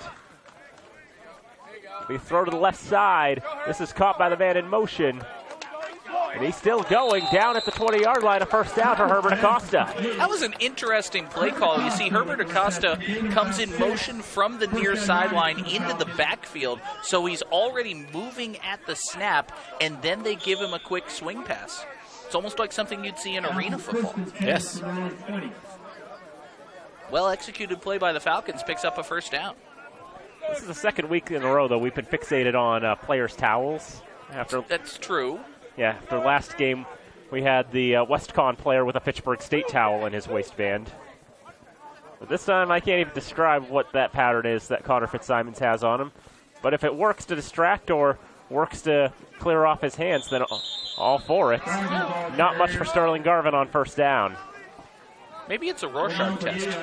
I see a butterfly. Now, Alex, what do you see there? What can we reveal about your psyche by what you see in the towel of Connor Fitzsimons? The Nike symbol? That's cheating. That just shows how corporatist you are. I'm sorry, is there football being played? Will be in a moment. 9:45 to go in the third, 19-0, and another handoff. Good thing we have Dan today. Just a handoff up the middle. We need someone to keep us in line. We really do. 3-yard gain. Yeah, I mean, that has been our sidetrack into interesting towel designs. All right, so what do you guys see? I already said I saw a butterfly. Okay. I just see the Nike symbol. Danny sees a couple of idiots who he really wishes would talk about football. I won't speak anymore then. On third down, Fitzsimons looking, has time. Now he's going to tuck it, try to run with it, but he gets wrapped up by 3 Owls. Oh, no. He appears to be okay. He took a rough hit there, getting up slowly. And we saw Fitzsimons favoring the leg earlier, and he lost and now his he's towel. having his towel wrapped up around his ankle. Well, at the end of the day, I guess there was a payoff for all of that sidetrack, wasn't there? There you go. As if it was going to come into play later. It's a classic dramatic device. It's called Chekhov's towel. That is indeed what it is. Ludwig will punt it away. And Westfield wants nothing to do with it. We'll let it roll all the way to the 32-ish. So even though the Falcon offense really couldn't do anything to move the ball, having been set up so deep in their own territory, that's actually a really good punt by Christopher Ludwig to set field position back to a more neutral place. Westfield State easily could have had wonderful place on the field. Instead, they're set up only 1st and 10 at their own 33. The punting games from both punters have been very solid today. John Alari for Westfield averaging 40.5 yards per punt, and Ludwig currently averaging 38. That one going 46. Westfield State comes out 3 receivers to the near side, and now in motion to the far goes Devin Lacan. And how they'll open this drive, it'll be a handoff to Trayvon Wilder. And Wilder really struggling to get much of anything on this one. But there's a flag somewhere. And it looks like a face mask indicated against Fitchburg State. So it gets back to that discussion we were having earlier. Because this is a defensive penalty, they're going to give the offense the most advantageous spot. Face mask, defense number 9. 15-yard penalty from the previous spot. Automatic first down. 5-6 yards behind. Exactly. They'll take it from the initial line of scrimmage. So from the 32-yard line, 15 more yards because of the penalty. And that is called Chekhov's overly explanation of a face mask. Chekhov had a lot of dramatic devices. Chekhov was good at what he did. That's right. 1st and 10 from the Owls' 48-yard line. That was the Falcons' 6th penalty, and they're now up to 82 yards in penalties today. And 4 of those, at least, have been on personal fouls that can be described as dumb, as Garvey runs to the right side and gets about a yard. So I have a question for you, Danny, because you've got the stats in front of you. Which has more yards so far? Westfield's offense or Fitchburg's penalties. And so we look at that. It is Fitchburg's penalties. There you go. It's actually 6 for 86 on the penalty marker right now, compared to 72 yards gained. 2nd and 9. So yes, Westfield has gained more on Fitchburg's mess-ups. And that one is tipped and incomplete. Try to throw it over the middle, a hot shot.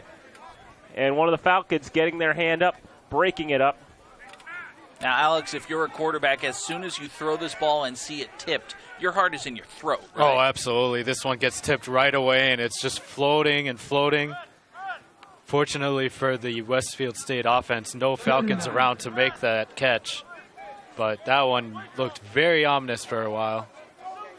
Westfield on the day, 2 of 9 on 3rd down. And for their quarterback, Justin Beck, who's 5 for 14 through the air today. He completed his first 3 passes, too. 2 of 12 since. Now he throws over the middle, and that is nearly picked. 2 Falcons going for it, and neither could come down with it. That was Donahue and Mamousam. Or was it David Desamy? That is David Desamy. He's having trouble getting to his feet after a collision with Greg Donahue. Desamy's actually going to have to head to the sideline.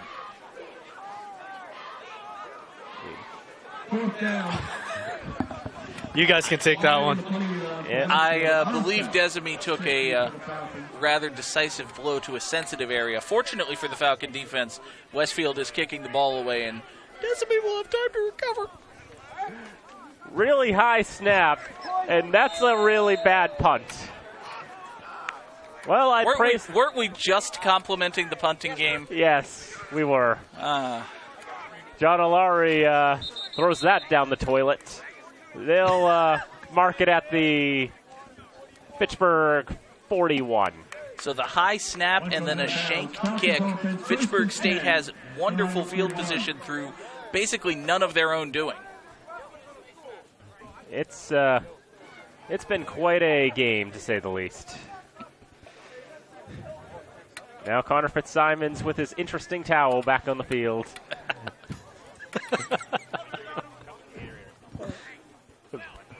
It's weird that this is what our focus has been on the last few minutes, but you're the one who called back to it. I wasn't going to say anything. Yep. But now we're done with that.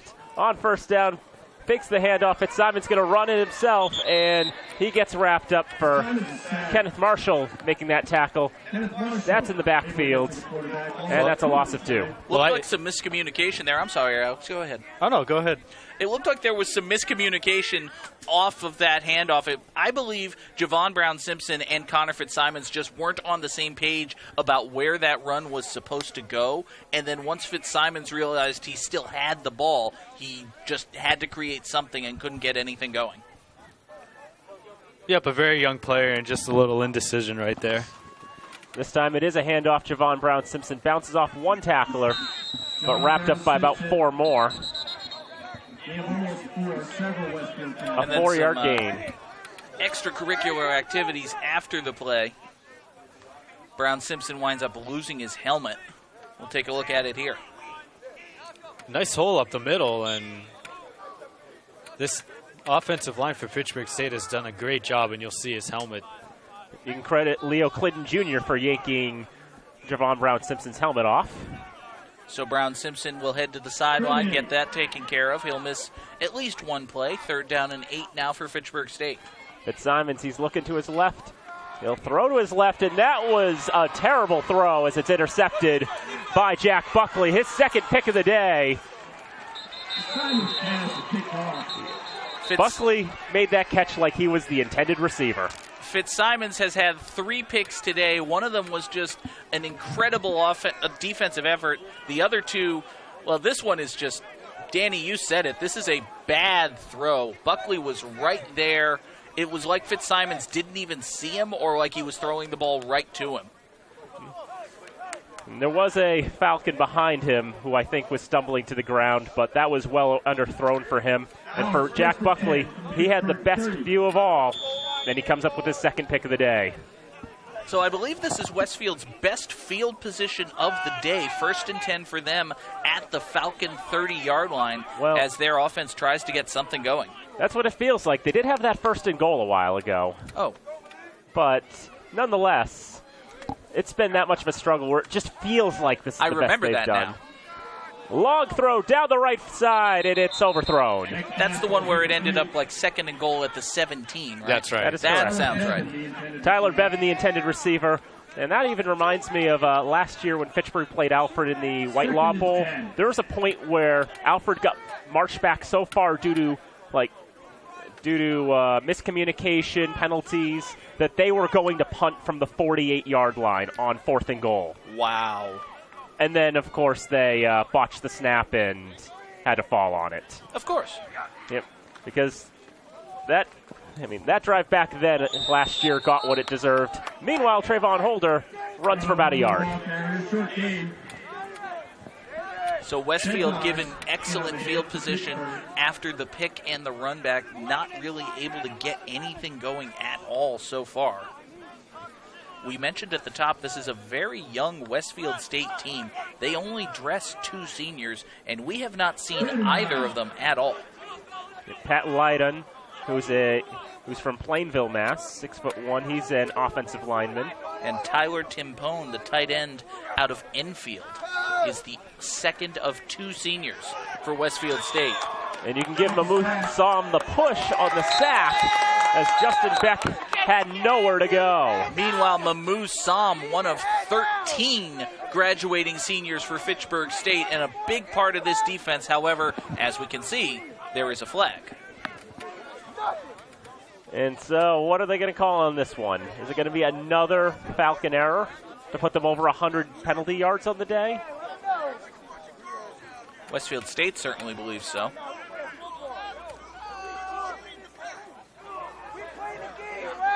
After the play was over, there was a dead ball, personal foul on the offense, number 80, late hit. 15-yard penalty, ball spot, counts, 4th down. That is actually against Westfield State, meaning it's a 15-yard penalty from the dead ball spot, which was the Westfield 41-yard line. I believe it is going to be right 4th there, the and holding. Westfield. 56. Oh, and right there, 72. So right there, you've got the shove after the play on top of the sack. So it's going to be 15 yards from there. 4th and nope. 4th and North Adams. That's a good one. Wish MCLA had a football team. It's very pretty out there. It's a long drive, though. Yeah, I've driven through there once on the way to New York State. It is very nice. It is. There's that hairpin turn in Florida. I love that. Very pretty. It is very nice, too. Yeah, the hairpin turn. You get a great view of Western Mass and New York State. A lot of great views on that drive. Highly recommend, especially at this time of the year, too, with the foliage. For historical purposes, it is 4th and 35. Now Alari with a much better punt this time. Acosta will have a chance to field it. And he's going to run to the far side, get wrapped up around the 25-yard line. I just wanted to have that out there once, that I called a football game where it wound up being 4th and 35. They didn't go for it. They did not go for it. It's like the stick people had already given up on that play. It's true. We saw them marching up and down the sideline. The side judge had to say, no, come back here. Come back here with that. And now, 4:16 to go, 3rd quarter, 19-0 the Falcons in front. And Fitzsimon's going to try to wash the bad taste of that interception out of his mouth. Only 7 incompletions out of him today, but 3 of them have been completions to the wrong team. On 1st down, it's a run up the middle, and Sterling Garvin's going to pick up about 4 yards on that. Guys, I don't know if we should read anything into this, but here on the near sideline, we see James Antonelli and Kyle DeForge, the 2nd and 3rd string quarterbacks for the Falcons, starting to warm up. So perhaps if Fitzsimons doesn't show improvement after that last interception, there may be a change at quarterback. Quarterback controversy? Perhaps. Can you really have a quarterback controversy when you're 3 and 4 and your real quarterback is just hurt? 2nd and 6. And Garrett Delakiai's watched them too, trying to encourage them best he can.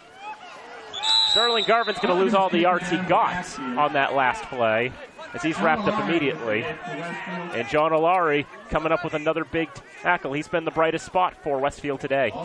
We've seen Fitchburg try this play a couple of times where they fake the handoff one side and then run the counter the other way. That time there was just nothing doing for the running game for the Falcons. Might be one of the first plays all day that Sterling Garvin has lost yardage on. I know at halftime he didn't lose any yards on any of his runs. 3rd and 11. Need to get to the 35 for a first. And it is going to be a play action. Fitzsimons throws it well downfield. He wants Ekstrom. It's incomplete.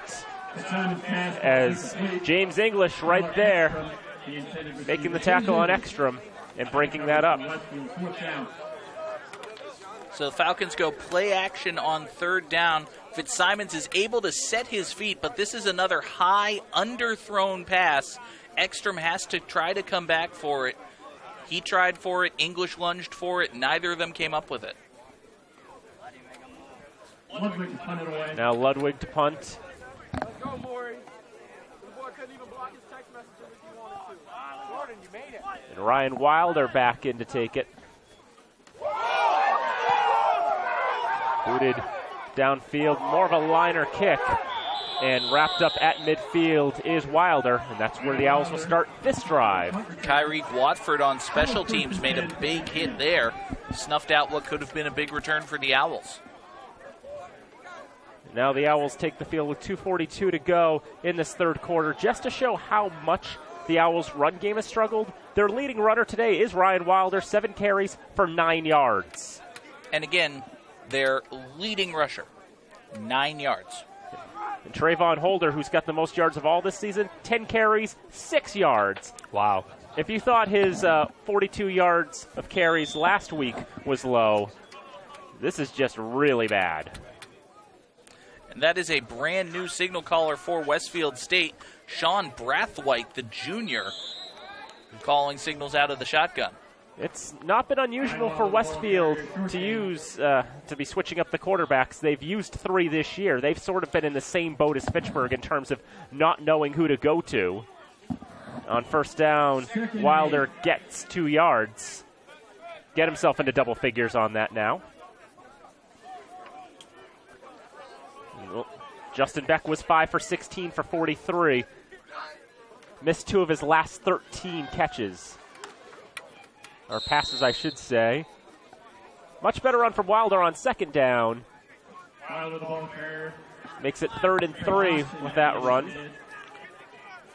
A nice run there, and it looks like they're going to run more of an option-style offense you see here so far in the 2 plays with the new quarterback. Brathwaite is a big guy, too. 6'4", 225 out of Brooklyn, New York. Now on 3rd and 3. We'll see how Brathwaite does with this one. Fakes the handoff. He'll run for the 1st down. Gets wrapped up from behind by Watson and Donahue. Showing his size there, getting inside the 40-yard line. You'll see it again. Fake on the handoff. Fitchburg State honors it, and he has a hole on the right side. Picking up the 1st down for Westfield State. Trying to get a spark here in the 2nd half. There's Garrett. Yeah, there's Garrett Delakiai. It's like, whereas the Owls just haven't been able to find a starter this season, for the Falcons, their quarterback controversy and what have you, limited to the fact that their preferred first-choice quarterback has been hurt. On 1st down, another run this time. And about another yard or 2 gained by Wilder. Just want to point out Sean Brathwaite and Justin Beck came into this game each with 31 carries. Brathwaite for 70 yards, Beck for 12. Remember, all sacks are minus rushes in college football. So Brathwaite definitely brings a little more of a ground attack. While you've got the stats there, I happen to be taking a look. Brathwaite, 42 out of 86 passing coming into today, 4 touchdowns and 2 interceptions for the junior QB. Better than Beck's 36 for 83 with 3 touchdowns and 4 picks on the season. Beck had been the man the last couple weeks, and now Wilder finding a hole. This is probably best run Westfield's had all day, one of them at least. It's going to go for about 10, and the Owls will get to move the chains. It's a 1st down. Yeah, definitely a nice run right here. Running the option offense and Wow, they're up the middle, picking up a very, very nice gain in the first down. That is the Owls' 12th first down of the game. 6 of them came by way of penalty. So the 6 that they've actually earned. 3rd on the ground. Brathwaite will fake the handoff and just go to ground. That fake was not a very good fake. I don't know exactly what the plan was there. Let's take a look at it on replay and see if we can figure it out. And then faking the handoff, and then... I actually figured it out. 76 for the Falcons. You see him there on the right side. Anthony Bednarz just knocks... He gets one hand out, and he's able to push the quarterback's knee. He knocks Brathwaite over just a little bit, and that play right there by Bednarz blew up the entire play. And that basically sums up how much of a struggle Westfield has had on the running game today. As we end 3 quarters of play at Elliott Field, Fitchburg State 19, Westfield State nothing in, John. How about that crew? Well, why don't we go ahead and thank, once again, the incredible crew for FATV. You saw there one of our camera operators. Camera today, Scott May, Tim Doust, Dave Oster, Matt Carroll. John Dextrays is our director. Kevin Ward is helping us out. Shelby Flynn running the audio. There's Dave and Tim up on the cameras up there. Again, we want to thank Shelby Flynn. Our incredible technical supervisor is Travis Falk. Amanda Agassi helping us out down on the sideline. And there's us 3. We're goofy. Danny's goofy really people. good today. We are also here. Is that about it, Alex? That's a very good way to put it. I think we could also put it that the Falcon defense is really good today, and everyone else is also here. Yep. I could play some music, though, if you guys want to. Glad you got that joke. Let's talk about football. Anyway, third quarter really started off. If you missed the first minute of the third quarter, you missed all of the action of the third quarter. There was an excellent kick return by the freshman Quentin Perkins that led to a Falcon touchdown, and then there was not much else. Is that about right? More or less. Fourth quarter. Last 15 minutes here at Elliott Field this season. John, take us home. I shall indeed. Handoff. No, it's an option play. Brathwaite keeps it himself, and he is brought down in the backfield once again. It's a loss of a couple. Call it now 3rd down and 17. Westfield just going backwards now. As now Fitchburg really doing a lot better to sniff out Westfield's intentions on these runs. 3rd and 16. So 3rd down and about 16 coming up now for the Owls. Brathwaite rolls to his left, throws long to his left, passes underthrown but caught. Brought in on the far sideline. An excellent play there. Matt Thal with the catch. That'll set up 1st and goal for the Owls. Take a look at this one again, Alex. Yeah, here it is. He rolls out to the left. And a very nice catch on the sideline, getting both feet in. That throw was made perfectly right where it had to be, around the sideline, and a big gain for Westfield State.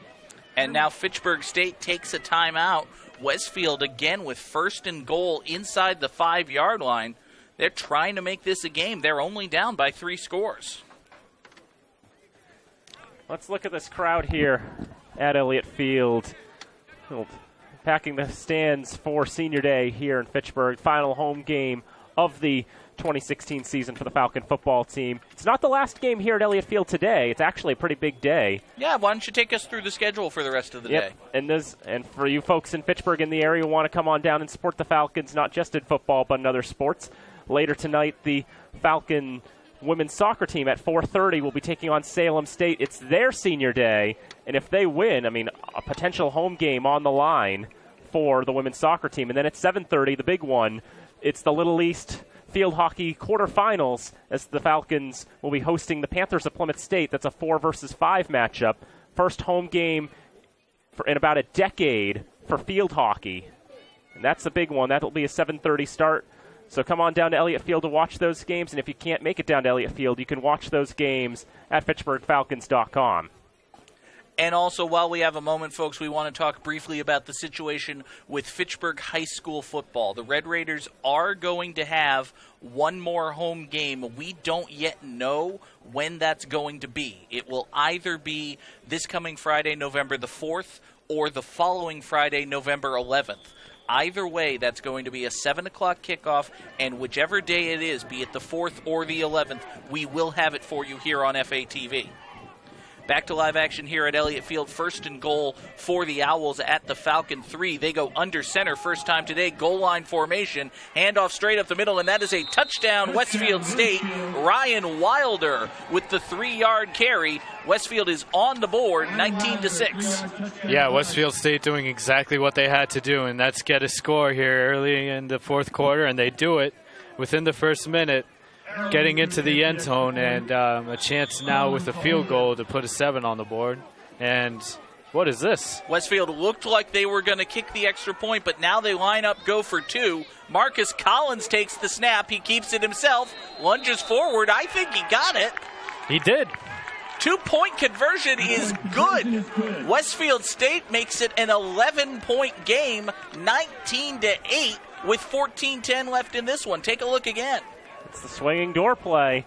Marcus Collins, a defensive back by trade, takes the direct snap and is able to run the 3 yards required to get into the end zone. And you saw right at the end, as he was going down, he just lunges forward a little bit, breaks the plane of the end zone, and then immediately secures the football. That's incredible field awareness by Marcus Collins to pick up the 2 points that mean with a field goal and then another touchdown 2-point conversion, Westfield State could tie this game.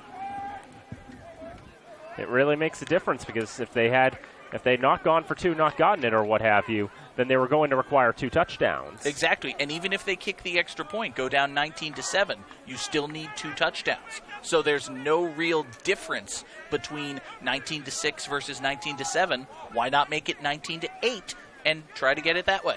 Make it an interesting scoreline. Absolutely. This Owls team has not been shut out this season. That will not happen today. So now Fitchburg State's offense perhaps looking to answer. Not a great kick, taken in at the far sideline. That's Quentin Perkins at the 15-yard line. Perkins cuts back upfield. Another good return for him. Quentin Perkins is brought down at the 43-yard line. And would you believe it, there are penalty flags on the field. And the officials are looking at the Westfield bench as they threw those flags. Might be 15 yards tacked on, as the Owls coaching staff is absolutely livid on the sidelines.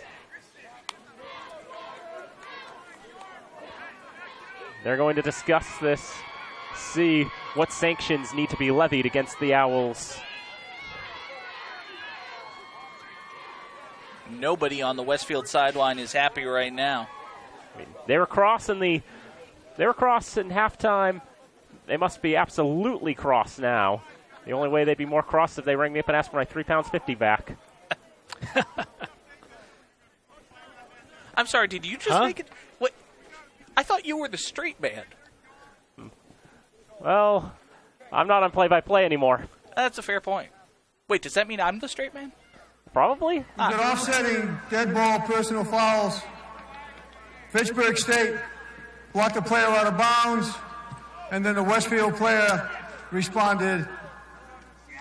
So we have offsetting personal fouls.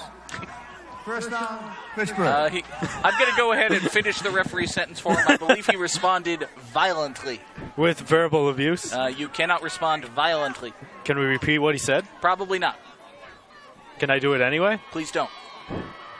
We'd like to come back next year.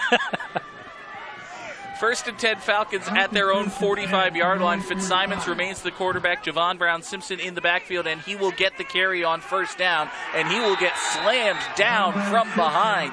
Sean Grant with a big German suplex of a tackle. Take a look at this one again. Well, you described it perfectly right here. There's the tackle. Right out of the WWE, right on the field. He took him to Suplex City is what happened. He did. Got your wrestling reference in. I had to. Second down and 13 now for the Falcons. They need to get to the Westfield 45 to maintain possession. Javon Brown-Simpson remains the running back. Play action fake. Fitzsimons throws to the right. Taylor Ekstrom the catch. He's across midfield. Mark him down just across the Owl 48-yard line, rather. And we'll take a look at this one again. A great fake right here and a nice pass up the middle to Taylor Ekstrom, crossing his way across the 50-yard line. And sets up a very manageable third down situation now for Fitchburg State, trying to bounce back off of giving up their first points of the day. It's worth pointing out that that Cody Mullen's the only Falcon today with more than 2 catches. That was Ekstrom's second of the day. Westfield did get the scouting report on Ekstrom, and they've been covering him. Third down and a long 2 now for the Falcons. Handoff goes straight up the middle. Javon Brown-Simpson has a first down. Not much more than that, but a first down's all he needed. Stop the clock, move the chains. 1, 2, 3, 4 left to play in this game. 1st and 10 Falcons at the Westfield 42. Yep, here it is, the run up the middle, and really lowering the boom right there at the line of scrimmage. Pushing with his feet, just grinding through. Gets those extra yards that he needs to get across the marker. If it was just a straight dive, he wouldn't have made it. So 1st and 10 Falcons at the 43. Handoff goes to Brown-Simpson. Cuts it near side. Stiff arms one man. Stiff arms another. And he is thrown out of bounds inside the 40. Mark it at the 39-yard line. Gain of 4 there for Javon Brown-Simpson. Yeah, and you're right. The stiff arms right here really do make the difference. You'll see the one right there. And then another one right there. Picking up about 4 yards. Just a little movement as he's making that run to switch the ball from his right arm to his left arm. But with that run to the left side makes all the difference when he has to come up with those stiff arms to shake the tacklers and get those extra yards. Play clock down to 7 as the Falcons break the huddle. They're either going to have to hurry or burn their second timeout. They decide to hurry. 2-1, snap gets off. Fitzsimons throws a lob to the left. Pass is underthrown and incomplete. Ben Sattywhite was there. The ball went through his hands, but there is a flag. Looked like it might be against Jack Buckley. He's hopping in the air praying that it's not going to be against him, but I think he did have his arms around Sattywhite. Held him up a little bit. There were 2 fouls on the defense. Personal foul, roughing the passer, defense number 40. Pass interference, defense number 2. 15-yard penalties from the previous spot, automatic first down. Wow. So pass interference and roughing the passer. The PI was pretty obvious. I did not see the roughing. But either way, it's 15 yards and a Falcon first down. So Buckley feeling that he couldn't have possibly committed the pass interference. He was hoping it wasn't him being called for. It didn't really matter. Falcons get a break. 1st and 10 at the 23-yard line. Javon Brown-Simpson remains in the backfield. Fitzsimons calling signals from the shotgun. Handoff Brown-Simpson. Breaks a couple of tackles, lunges forward. Really good effort by Javon Brown-Simpson to get 4 yards there. Yeah, tremendous effort by Brown-Simpson, and he uses every bit of his size. We'll see it right here again. Going up the middle, just lowering his helmet. Getting down, dragging his feet as much as he can to get up the middle, and a great job on his part. He dragged Kenneth Marshall 3 or 4 feet there. He sure did. Brown-Simpson gets the carry on 2nd down. This time there will be no dragging. He is pulled down from behind by a couple of tacklers. Sean Grant made the tackle. Jack Buckley delivered an elbow for good measure. No gain for Brown-Simpson, maybe a bit of a loss. Call it 3rd down and 7 now for the Falcons. They need the 13-yard line for a first down.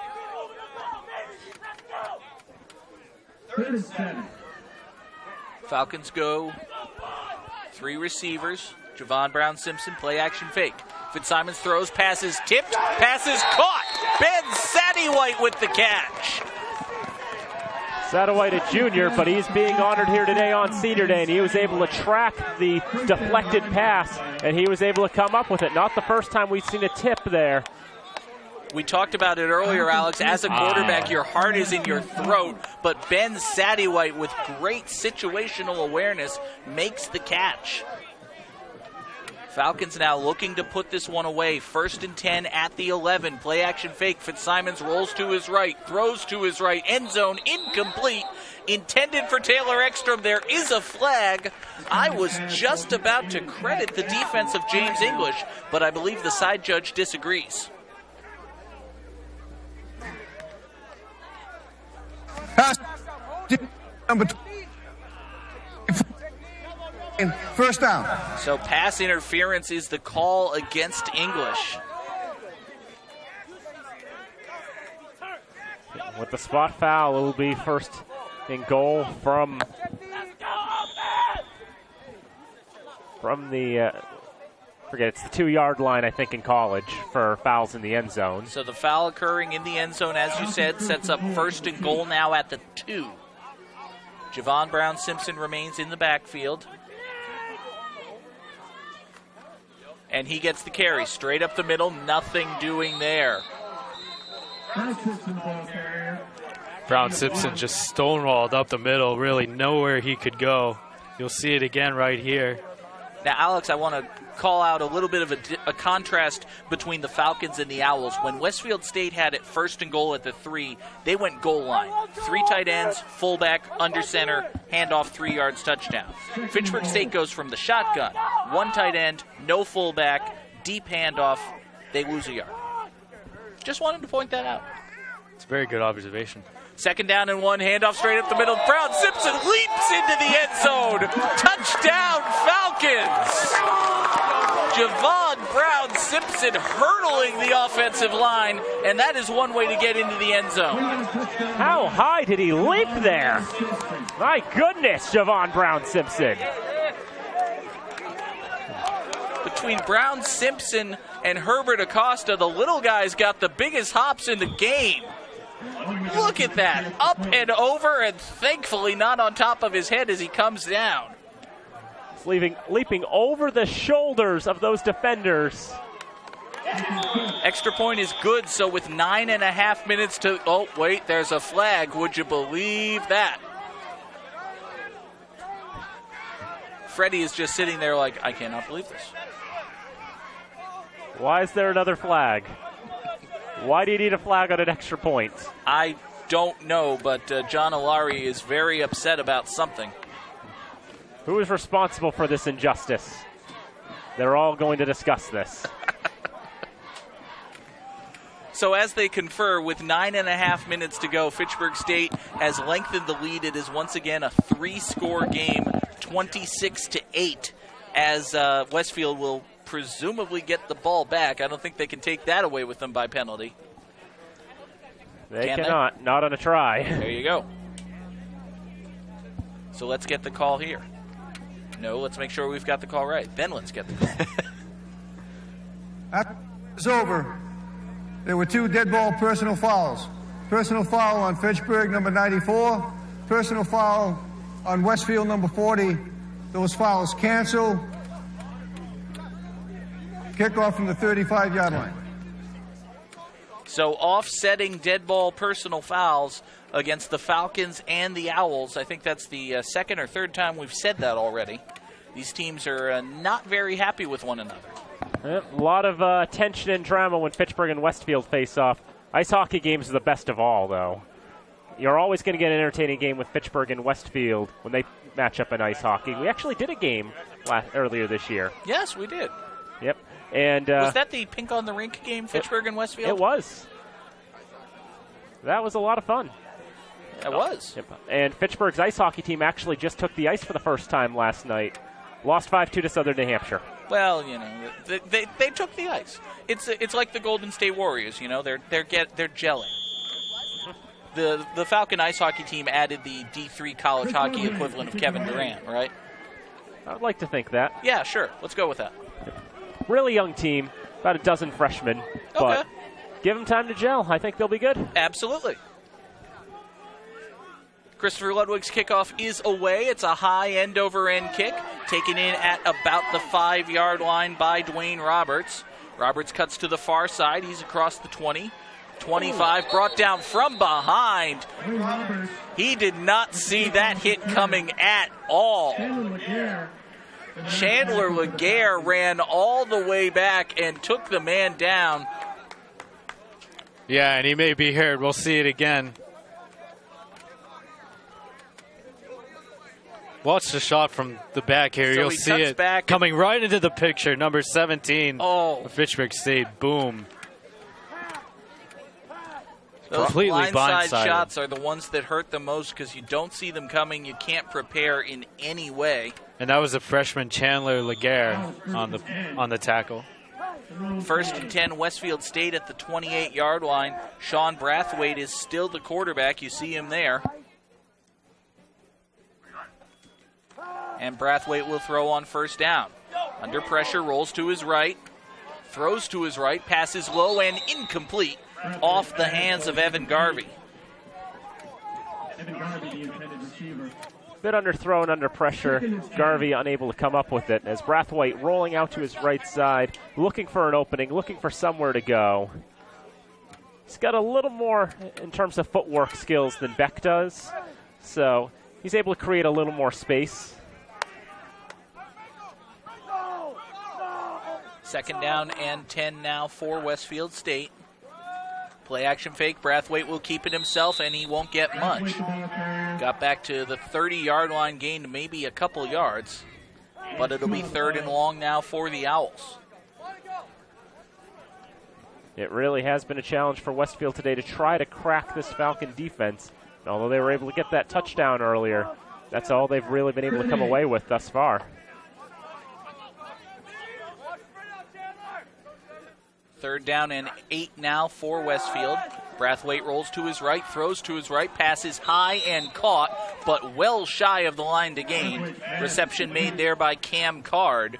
It'll be 4th down for the Owls. 4th and short. They may want to go for it, but we'll see what the call is. Yeah, here's the pass.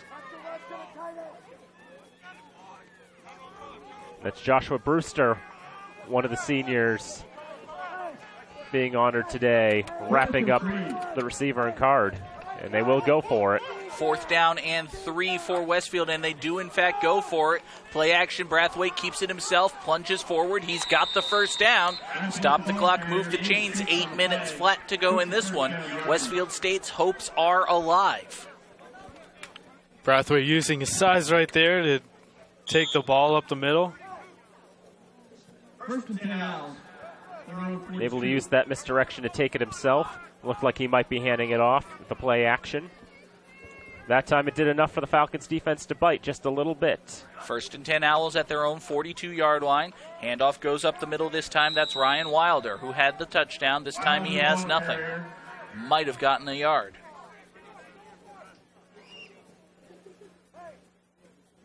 Rachel Papatera with the initial hit for Fitchburg. Gain of 2. Falcon defense more than content to let Westfield run this clock out. Less than 7.5 minutes to go in this one as they hold an 18-point lead.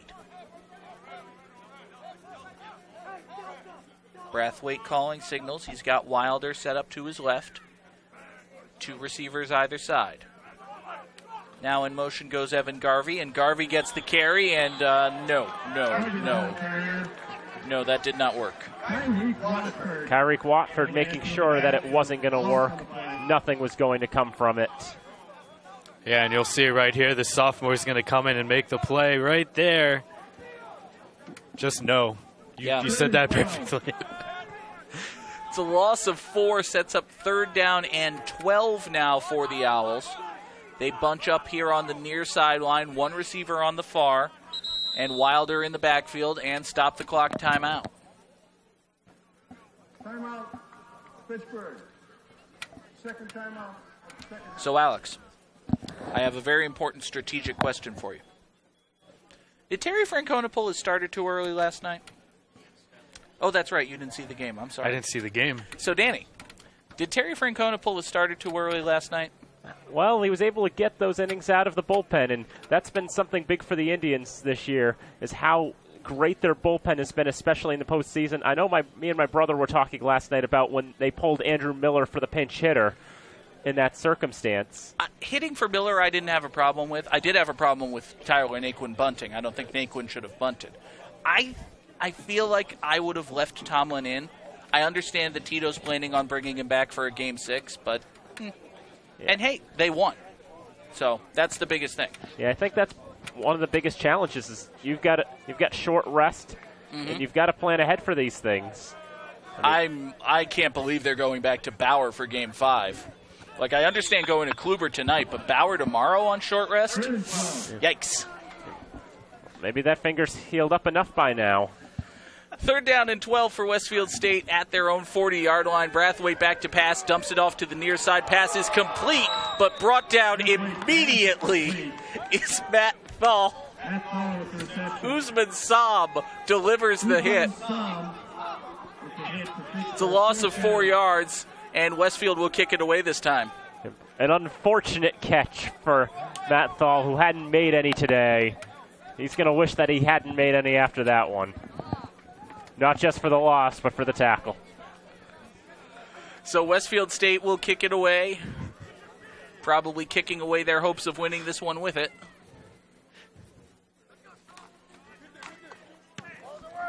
That's a high spiraling kick. Acosta calls for and makes the fair catch at his own 25-yard line. That's something we haven't really seen Acosta do very much. Call for a fair catch. So while we have a moment here, folks, we've thanked the underwriters of FATV and the entire crew who helped make this broadcast possible. I wanted to just thank everyone here at Fitchburg State University. Jamie Rogers here in the press box, Dr. Robert Hines, everyone here. They've made every game here at Elliott Field an incredible experience. Fitchburg State University is always an incredibly gracious host whenever we come out here to broadcast a game. We really do want to thank the people at FSU for helping us make these games possible. And maybe not for that handoff. Jaquay Solomon gets his first touch of the ball game, and then he gets speared down for his troubles. It's a loss of about 3. Ooh. About how you describe it. Only question is who was it? And it was John Alari again. There's that man again. He really has been the standout on defense for Westfield State today. And he was the one who had that beautiful punt that drove Fitchburg back into the 25-yard line. 2nd down handoff goes to Solomon again. Solomon ball carrier. Not much doing there. Falcons, again, more than happy to run out the remaining clock here. They're leading by 18 points. Westfield State hasn't been able to do anything on offense. 121 total yards of offense today. And how many yards of penalties for the Falcons? 86 because of all those. All the offsetting ones. It'd be even more if it weren't for those. 3rd down and 8. Solomon, no. Play action fake. Fitzsimon's pass is complete. Cody Mullen on the near sideline. And he's tripped up. Jack Buckley makes the tackle. Short of the line to gain. And Westfield's actually going to take time out. That's the first timeout they've called today with 4:25 left. But there's actually a player down is what it is. The injury is right here on the near sideline.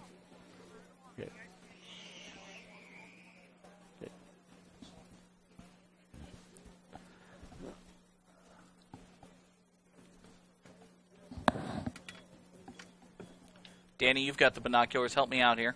Number 23, Zach Howard.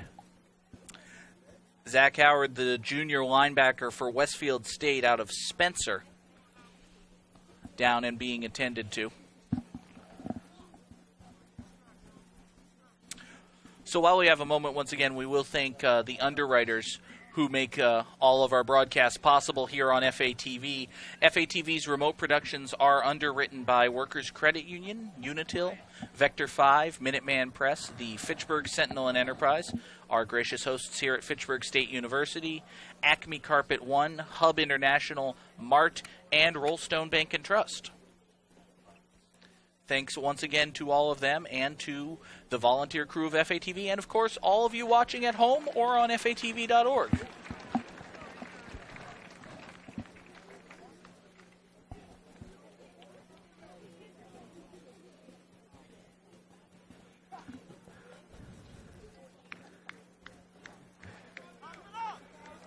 And you see there Howard being helped take the long walk across the field. He'll have to go all the way over to the Westfield sideline.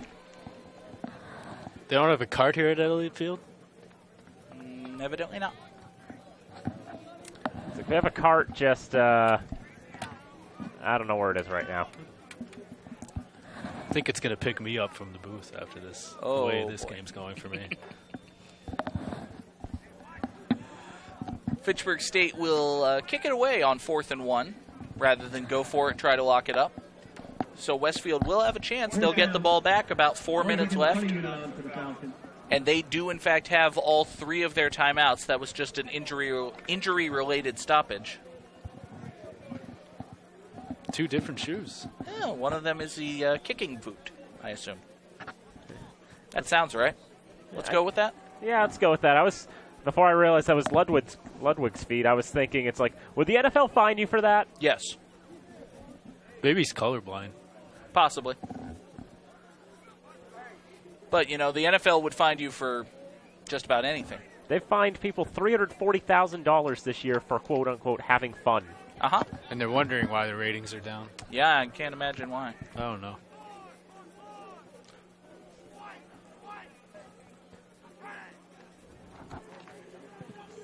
Ludwig's kick is barely away, bounces at the 35 and goes out of bounds.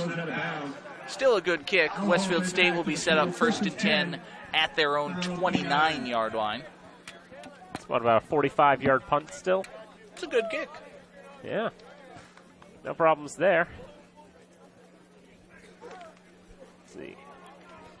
For the Falcons after this game, they'll be on the road to close out their season. UMass Dartmouth next week. Plymouth State to close the season out in 2 weeks. As for Westfield State, as soon as I get their schedule up, I'll tell you what their next game is. You've got too many tabs open. Far too many. They have Worcester next week and WestCon to close the season. Both of them home games.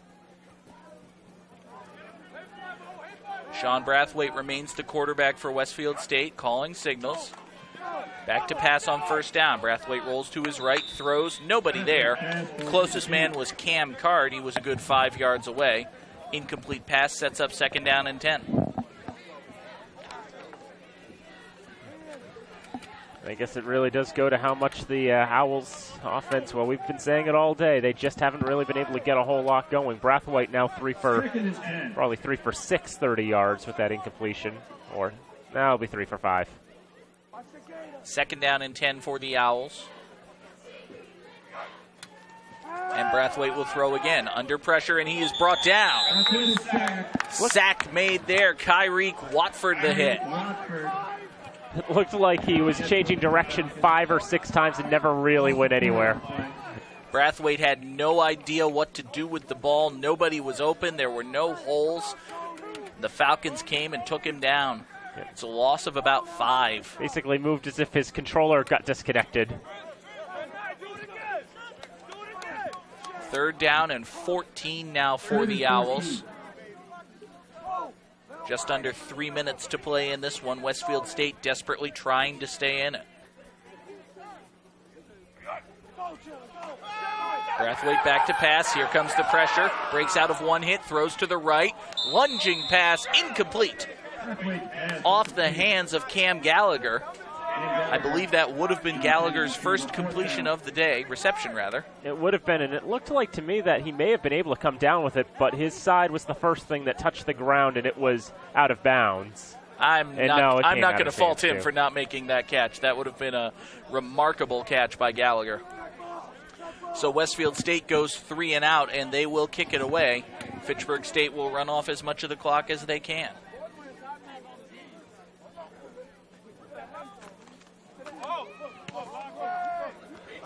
Look at this punt. An incredibly long punt. Herbert Acosta has some room to work with. Gets back about 15 yards, but that's still easily a 50-55-yard punt. A great spiraling kick right there. That was very impressive. John Alari, I consider a punter to be a defense. I consider punters to be a defensive position. Pretty much. You're setting up the defense, basically. And for John Alari, who's been a stud normally on defense as a linebacker, he helps set up his defense by blasting those kicks downfield. Really, John Olari has been the highlight reel today for the Owls. It is a 50-yard punt officially. Falcons set up at their 34-yard line. Handoff on first down goes to number 28 for Fitchburg, Chris Tomaketti, with his first carry of the day. And he did not get much of anything here. Take a look at it again. Yep, just a run up the middle, and Westfield State sniffs it out. 36 and 52 there. Also 17 on the fun. Zach Kane, the initial assault for the Owls. Elias Woodward following up, and William Tejeda as well.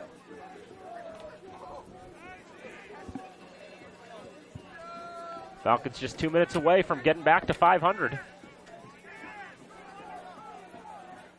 It's a position that looked nigh impossible 3 or 4 weeks ago. Handoff goes to Tomaketti on second down. He gets back to the line of scrimmage. Maybe that much, maybe not even.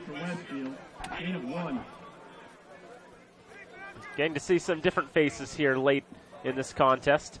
Some different running backs. Because you can't be handing it off to Brown, Simpson, and Garvin all the time. Probably not, and this one is firmly in hand, let's say. It is in the refrigerator. Almost time for music in the booth. I don't know which one of you to look at with a more quizzical look after both of those lines. So I'm just going to sit here and call a football game. Oh, my God, I am playing the straight man. You sure are. Third down and 7 for the Falcons. Tomaketti, the ball carrier again. Straight into the line. A flag comes in because that's really what we needed in this game. They were thrown simultaneously by the two officials on the near sideline. I mean, that would score an 8.8 from the Russian judges on the simultaneous throwing of synchronized penalty calling? Yes. Personal foul, face mask, defense number 36. 15-yard penalty, automatic first down. Well, that means the Falcons should be able to run out the clock, unless Westfield decides to be jerks and start calling their timeouts. Which they still have all of them. They do. So we'll take a look on the replay here. And, that's oh, yeah. Yeah, you can't do that. You can't do that. No. Nope, that goes in the officiating video for 2017. This is a face mask. Yes. This is what it looks like. You cannot do that. So the Falcons take one knee, and they're going to have to take one more. And really, guys, we've seen now the entire home slate for Fitchburg State, and obviously they lost Garrett Delakiai in that first victory over Castleton, and then we saw a disappointing loss to Framingham State, an atrocious loss to Mass Maritime. But Fitchburg State has rebounded, and they've been able to win their last 2 home games here. Yep, and they end up coming away with a winning record at home this year. And it was good to see the Falcons bounce back, fight for that first conference win against WestCon 2 weeks ago, and this week able to get past a slow start and turn it on late to get this victory here today. 26-8 will be the final. Alex, I'll leave it to you. The Falcons take this one 26-8 on Senior Day. Why don't you wrap this game up for us? What do you think? What's the story of this game? Well, I mean, the story to me is just how good Fitzsimmons was as quarterback. I feel like he had some, obviously he had some mistakes, but he had he had 3 touchdown passes in this game. And really some nice throws to the corner of the end zone. Very, very well done by Fitchburg State. They really controlled this game. I feel like they dominated the line of scrimmage on both sides. That really was effective for them. Westfield State could not get anything going in the running game. And 26-8 seems about right to me. But honestly, an ugly first half. Fitchburg State was able to get it going here in the second half and coast to a 26-8 win.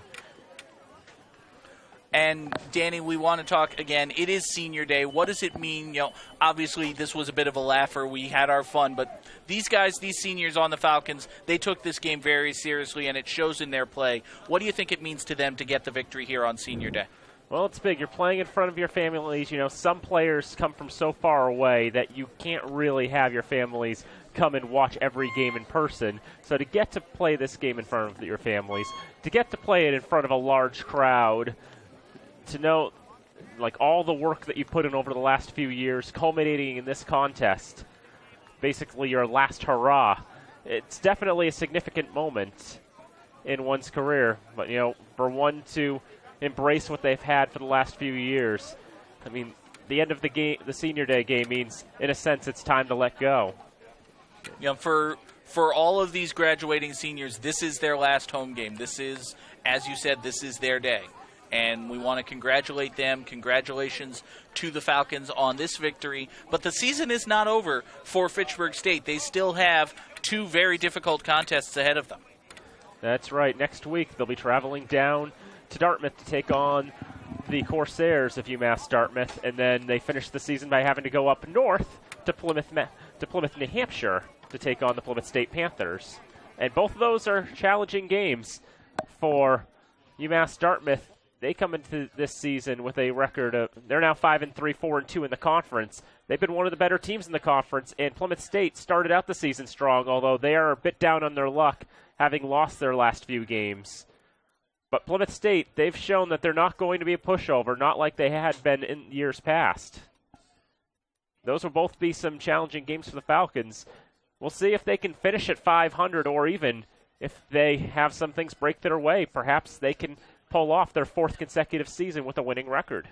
Now, Alex, as Danny said, the Falcons are going for a winning record on the season, and they're doing so without their primary quarterback, Garrett Delakiai. You credited Connor Fitzsimons for his performance today. What did you see from the freshman quarterback that he can build on in these last 2 games of the season? Well, I mean, the throws to the corner of the end zone, what I brought up before, like, those were very, very good. I mean, throwing the ball high, you always want to throw the ball high, get your wide receivers a chance to get to the ball. And then also the plays up the middle. Pat Haverty likes to do those slant passes up the middle. I thought he put the ball in a good position for his wide receiver to make a play. And obviously cut down on the turnovers, but that's easy. That's something that you can just do on the practice field. He's only a freshman. He's only going to get better and better. This was very valuable experience for him this year. And I feel like if he can just practice on his accuracy a little bit more, he could be something to see here for the next few years. I think it's a realistic possibility. Obviously, for a Falcon fan from the X's and O's side of it, you would expect next season that Garrett Delakiai will be the starting quarterback. Next season will be, again, his senior season. But after that, you would have to think that Connor Fitzsimons has really shown, certainly in comparison with the sophomore quarterback James Antonelli, who we saw earlier in the season, and he had his struggles. I would think Fitzsimons has earned for next season the backup job, and then you would think for right now, you look 2 seasons into the future, Fitzsimons would be a junior. He may be the quarterback of the future for these Falcons. Yeah, I think that's well said. That's a nice timetable. I think Fitzsimons has earned his way into a backup role next year with his performance. But it's kind of been a blessing in disguise in a way this year, just to see these 3 quarterbacks perform and see who can play. And, with whether it's Fitzsimons, whether it's somebody else, they're going to be set up pretty well. Now, one thing about next year, they're going to have to overcome the losses of the senior class. Like we said, they were a very instrumental part of getting this program back into its winning ways. And this team will have to make adjustments as college teams do year after year. And we're going to have to see some other guys step it up. But I feel like Pat Haverty has put this team in a very, very good position. And, of course, we'll see a new recruiting class coming in for next year as well. As you alluded, that is the benefits and the drawbacks of a college program. Every year you do have a new crop of freshmen. Obviously, you go out, you recruit, you get some walk-ons. Especially at D3, you don't do as much recruiting.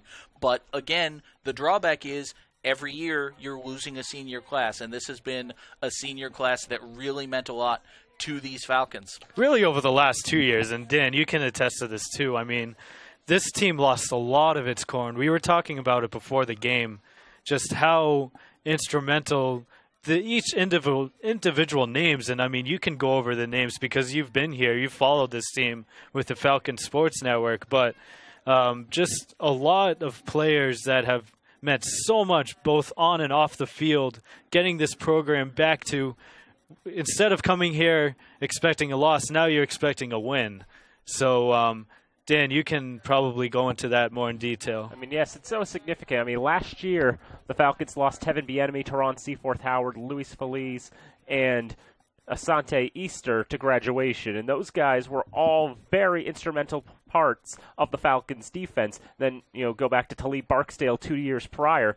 Again, great defenders, and the Falcons' defense has remained as strong as it has been. And this year, the Falcons are going to lose Malcolm Brown Simpson. They're going to lose the Somm brothers. But with those losses, they've been able to find players who can step up and continue in those roles. It really does show for how much Pat Haverty is able to recruit. It's a credit to Patrick Haverty that he's been able to put together such a consistently dominant defense. It's going to be a test for him next season, building that defense and with the offense, on the offensive side of the football as well. Yes, you're getting another season of Garrett Delakiai and you're getting another season of Devin Samil, but there are so many other parts of this offense that you're not going to be able to get back that have graduated. Guys even guys on the offensive line like Max Schiavone. He has been the center of this team, and they're going to need to replace him next season. So that's yet another challenge. Now, folks, while we have a second here, we do again want to mention regarding our next broadcast here on FATV. Fitchburg High School is going to host one more home game at Crocker Field. And based on the way the MIAA playoff structure works, we don't yet know whether that game will be Friday, November the 4th, this coming Friday, or next Friday, November 11th, Veterans Day. Either way, as soon as we know, we will let you folks know via all of the channels on FATV. In addition, either way, be it Friday the 4th or Friday the 11th, we will have that game for you right here on FATV. It'll be a 7 o'clock kickoff. Dave Clark and Mike Flynn will have the call. And, of course, Alex, you know all about this. Thanksgiving's coming. That's right. Thanksgiving, Fitchburg and Leominster this year. It'll be at Doyle Field. And Fitchburg really having a very, very tough season. They've really shown a lack of balance on offense. I think that's been their biggest problem. But it's going to be a big game for them. It always is at Doyle Field, and see what happens. Fitchburg's had a very, very tough season, but also you have to consider Leominster has not had the greatest of years either. They are 4-4. They just lost 35-0 this past weekend to St. John's down in Shrewsbury. And that's always a tough game when you go to St. John's. Game. Yep. And St. John's and Leominster have certainly had their battles over the last few years. That really has become the new rivalry game right there between Leominster and Worcester, the Worcester area. So, it'll be interesting to see. I guess you still have to favor Leominster being at home, and especially after last year when they drubbed Fitchburg. And it's important to note that even though that game is at Doyle Field, as always, we will have it live here on FATV. We absolutely encourage, if you want to come to the game, come to Doyle Field, come see it in person. But if you don't want to, if you can't, if you're out of town for whatever reason, you can go to FATV.org. You'll be able to see the game live here on FATV. And we always enjoy going down to Doyle Field. It's every other year we get to do it. It's a really nice facility. I really enjoy broadcasting games from Doyle Field. So, as we wrap up here, we're going to send it down to Amanda Agassi with the sideline, and she is standing by with one of the graduating seniors, Mamu Sam, with Amanda Agassi. Hey guys, so I'm down here with Mamu Sam, one of our seniors that are leaving us, unfortunately. But congratulations on your win. You have 2 more games left in the season. Just talk to me about some emotions that are going through your head right now. Last home game, how are you feeling? Thank you on the win. It's been a long year. It's not the way we wanted to go out, but, we got to do what we got to do. Finish out these next 2 games, get a 6-4 record. We got to have a winning season. It's going to be our 6th winning season straight. If we do that, we're going to give the younger guys a good message of not trying to give up, prevail, and all that, and just hard work, and the grind never stops. Off season, in season, the grind never stops. So we're just going to try to finish out strong. Nice, thank you. And anything that you guys need to work on going into next week and your 2 last games of the season? I mean, I wouldn't say anything like that. I mean, just we got to stay more disciplined. Like, we had too many flags today, too many 15-yarders. That doesn't really help a football team. But, you know what I mean? As long as we minimize penalties, stay difficult, and, like, we stay disciplined, then we're good. You know what I mean? Awesome. Congratulations on your win. Thank you. Back to you guys. Thank you so much, Amanda. That is going to wrap it up for us here. Once again, Senior Day at Elliott Field. The Falcons walking away with a 26-8 victory. So for Danny Bolak and Alex Bogdasarian, I'm John Gugerty on behalf of the entire FATV crew. Thank you so much for watching Senior Day from Elliott Field right here on FATV.